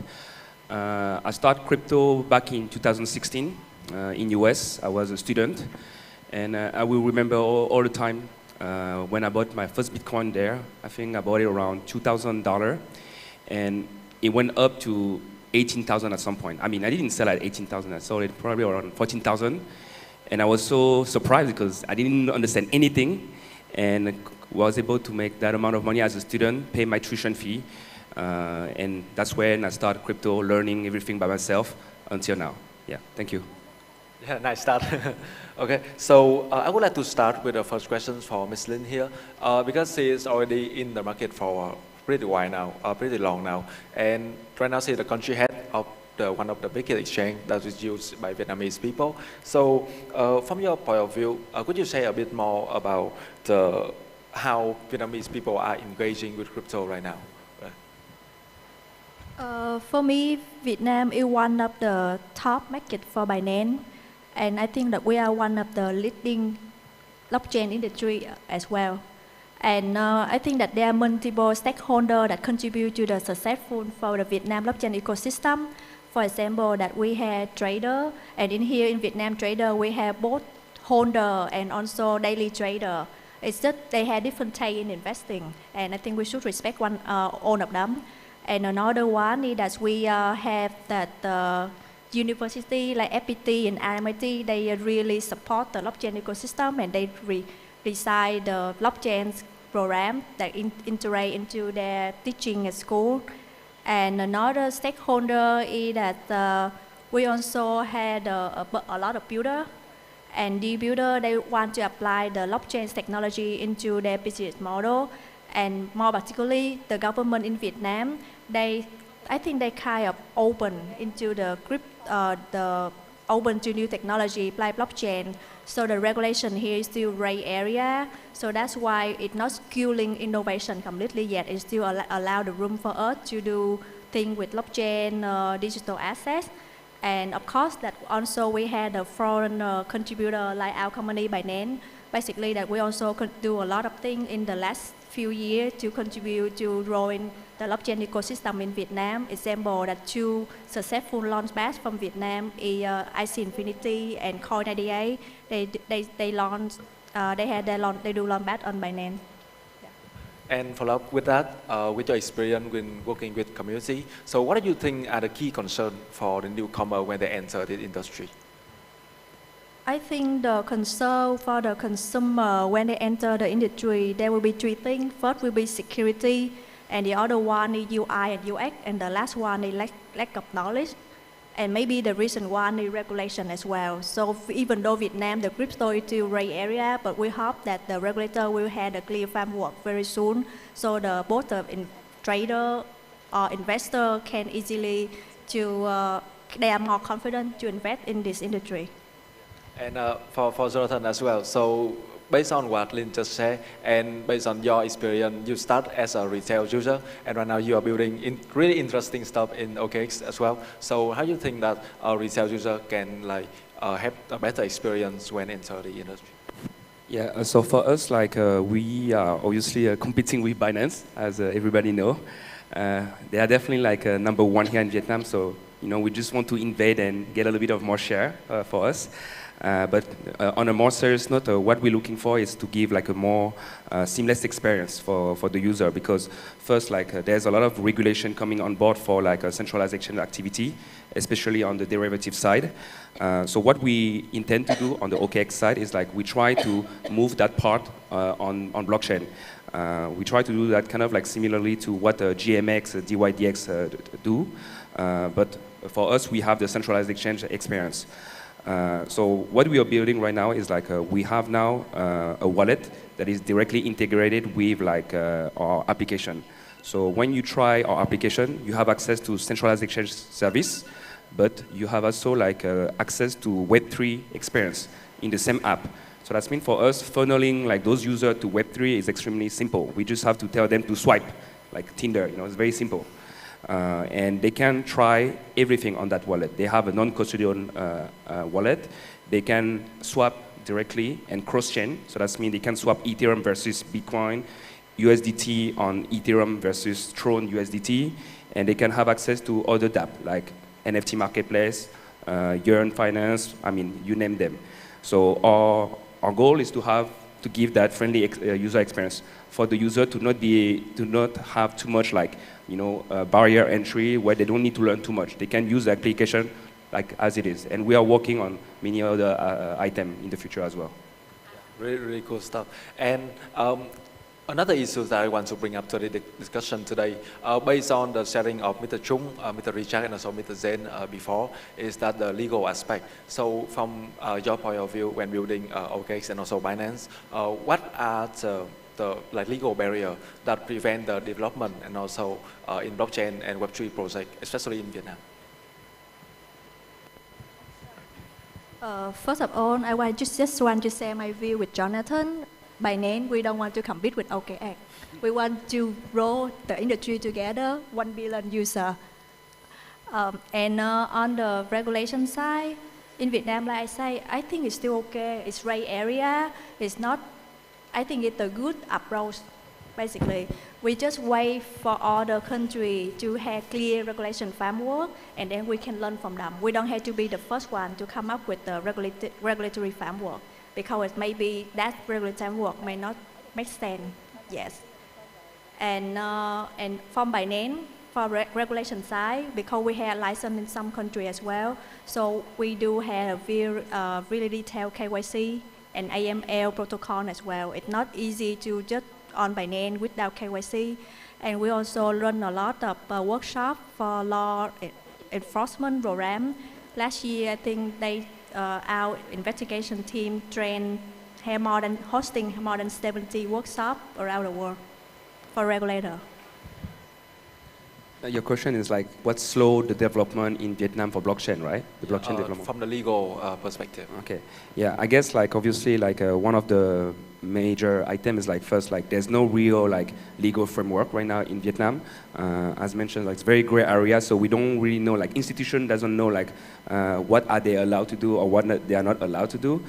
So I guess having that gray area actually is quite beneficial for the development, because that means people who will hustle or will take the risk, they will be able to maybe develop something. And on that aspect, government regulator, they will come up with some first legal framework. So that's what I think right now in Vietnam. But other than that, I feel development-wise, Vietnam is amazing for development, because there's a huge community of developer. Life is good too in Vietnam. So it's very a good match for like the crypto culture. Like we call ourselves degen for a reason, right? So it's a mix of like having a community to work with, but also a good life balance. So I think Vietnam is very good for that. Yeah, thank you for that. And also follow up with that. I think when mentioned about mass adoption, although according to some other source of like analysis, but Vietnamese have like from 5 million to 10 million people that had access to crypto, have been using crypto for a while. But from my personal observation, we are pretty far from like mass adoption unless we have institutional financial institution and also the multinational company to join the industry. So from your point of view, how can we like ease their concern when they want to start something in Web3, so that invest and also explore the industry? Yeah, of course. Like I think like now like there's no new money that came into blockchain or crypto lately. Like I think it's still the old money that was there for like few cycles. So for us to hit back a new bull run or like more development, I think we need to attract institutional, and that means probably like more reputed brand, like like those luxury brand, like I don't know, Chanel, Hermes, those guys. Obviously, if those guys start doing like crypto or blockchain development, it will give more credit for the retail or even institutional to come. Like we see already like a Web2 company like Amazon, Google Cloud, Alibaba Cloud, like coming supporting like all the business for Web3 development. So we can see already positive sign, and those positive signs will be like kind of like a domino effect. That means more institutional will come. They will try to do application blockchain. Like for example, I know Chanel is already working on like their own blockchain where those bags, Chanel Classic, whatever, they have a chip inside and they can find out if those bags are real. I think like it will be the same for a lot of like those industry, like especially in the luxury, because it makes more sense for that. Yeah. Do you have any input for this? Actually, I agree with Jonathan, and I just want to add something that it will be happen. TradFi company like JP Morgan, BlackRock, they will enter the industry and it will make the industry bigger and bigger. Right now they just try to they will find a way to work with the crypto company and come up with the solution together. Yeah.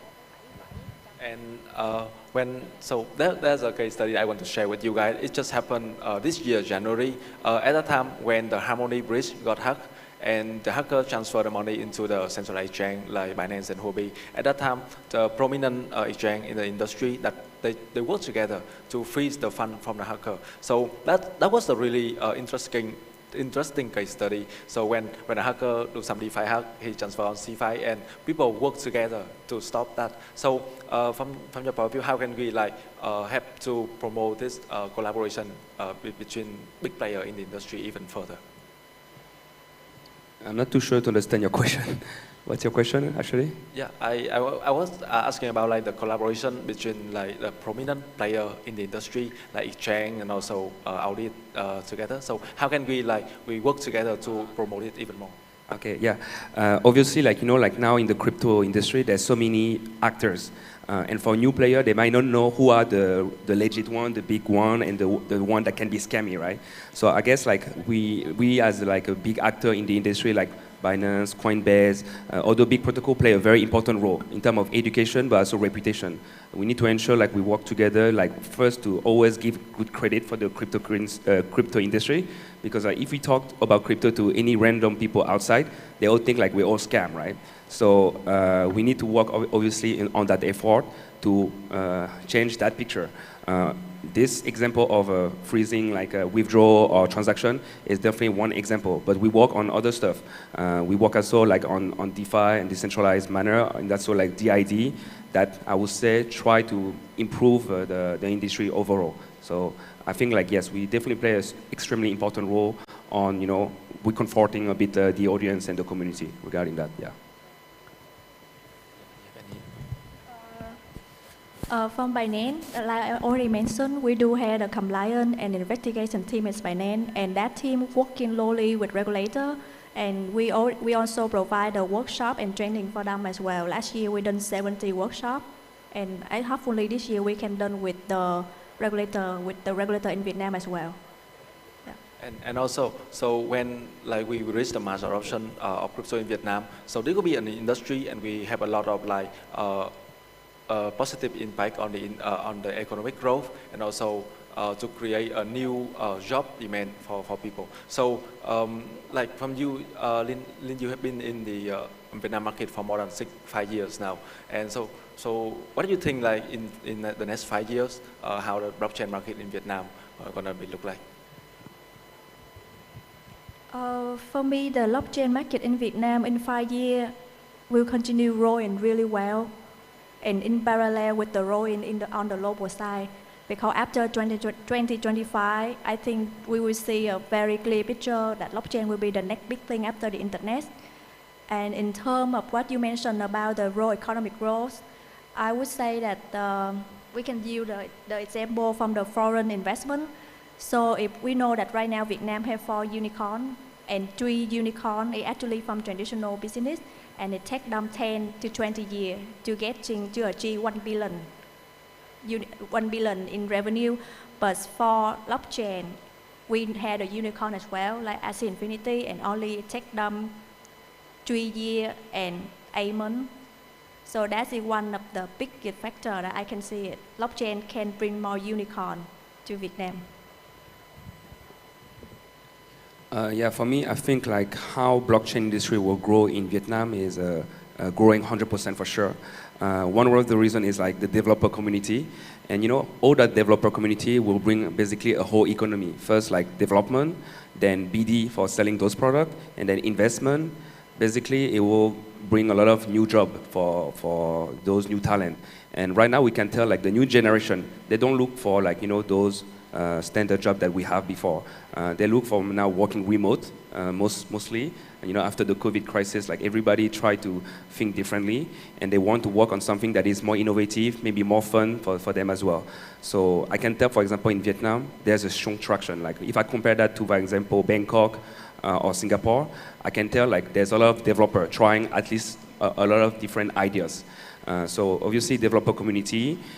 Just to take the example of developer community, like there's going to be developer building platform. Those platforms can then sell API, they can sell white label solution, and so on. I mean, the sky is the limit, right, for that. So for me, it's going to keep growing, especially on Southeast Asia for me right now. Like I see, for example, Thailand, Philippines, Indonesia, and Vietnam being like very strong in the future. Yeah.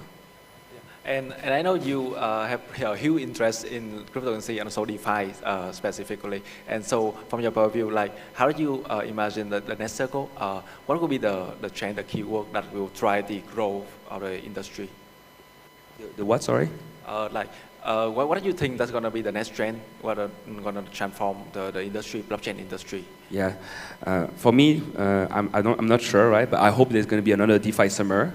I'm very into DeFi. Like actually, when I joined crypto and blockchain, I think the most application that can be applied for blockchain and cryptocurrencies was finance. So basically, DeFi, being able to send money to anybody, whenever I want, wherever I want, without permission.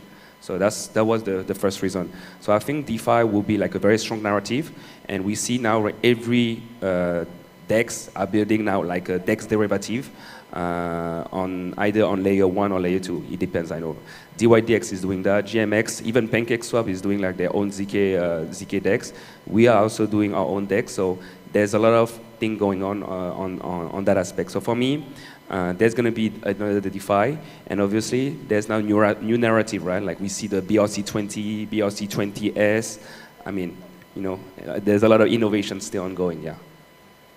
Follow up with that, so when mentioning about the DEX and also the DeFi, from a centralized chain perspective, so how is like we try to find a common route to settle with anti-money laundering and the DeFi in finance from your point of view? So obviously, in terms of AML and compliance, all the centralized exchange, at least the big player, they will need to start working with the regulator in each country. We just applied for a Hong Kong license. We are right now getting to France in Paris. So we will have to basically work that out with those regulators, having the license and being compliant. This is a no choice because I mean, at least from OKX, we are planning to come on board with like a payment system as well. I think Binance have already that with Binance Pay. We're coming on board with that and with other service. So we will have to definitely comply because at the end of the day, we will have to work either with MasterCard, Visa, or Square. You know, we don't know exactly who's going to be the processor payment, but yeah, for working with those guys, we will need to comply with the country that we are in. Yeah. And compliance is also a key word that Binance also mentioned, right? So, yeah. And I think there's a lot of things that you want to do, especially in Vietnam. So, what's your plan for like something like Binance Pay, also Binance Card in Vietnam? For Binance Pay, we don't open for the market in Vietnam because due to regulation, crypto we cannot accept as the payment for product and service. So Binance Pay we don't have that in Vietnam. Yeah. I see. And so, can you share a bit more about the plan for like another financial service? So I already see that you have plan for educational and also regulator, but also how about other products, financial product for people in Vietnam? In Vietnam right now, what Binance we are trying to do is that we want to contribute as much as we can to build the blockchain ecosystem here. That means we want to do more education in blockchain and digital assets, and we also want to do it with the top level, not for the user, for the public, but we also want to educate regulator because regulator also have question about how to do AML process in the cryptocurrency, and we already had an expert in that, and we can provide the training to the regulator. Okay, I see. So our time is up. So I think that's the last question for our roundtable panel discussion. So really thank you for your sharing and everything insight that you provide. So and I hope to see you around in GM Vietnam. So yeah, I think we're gonna come to the half lunch break right now. And thank you for your present today. Yeah, thank you. Thank you for your time.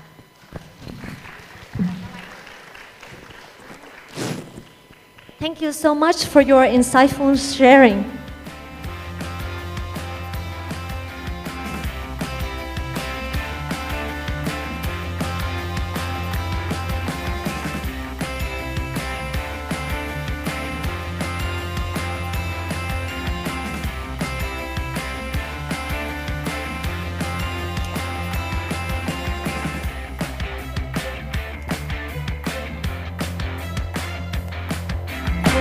Vâng, thưa quý vị, vậy là chúng ta đã cùng trải qua được hơn 1/2 chặng đường của chương trình ngày hôm nay với nhiều chủ đề chia sẻ xung quanh blockchain. Còn bây giờ, kính mời quý vị cùng tự do nghỉ trưa. Chương trình của chúng ta sẽ quay trở lại với những chủ đề tiếp theo vào chiều nay vào lúc 1:30. Xin hẹn gặp lại quý anh chị ạ.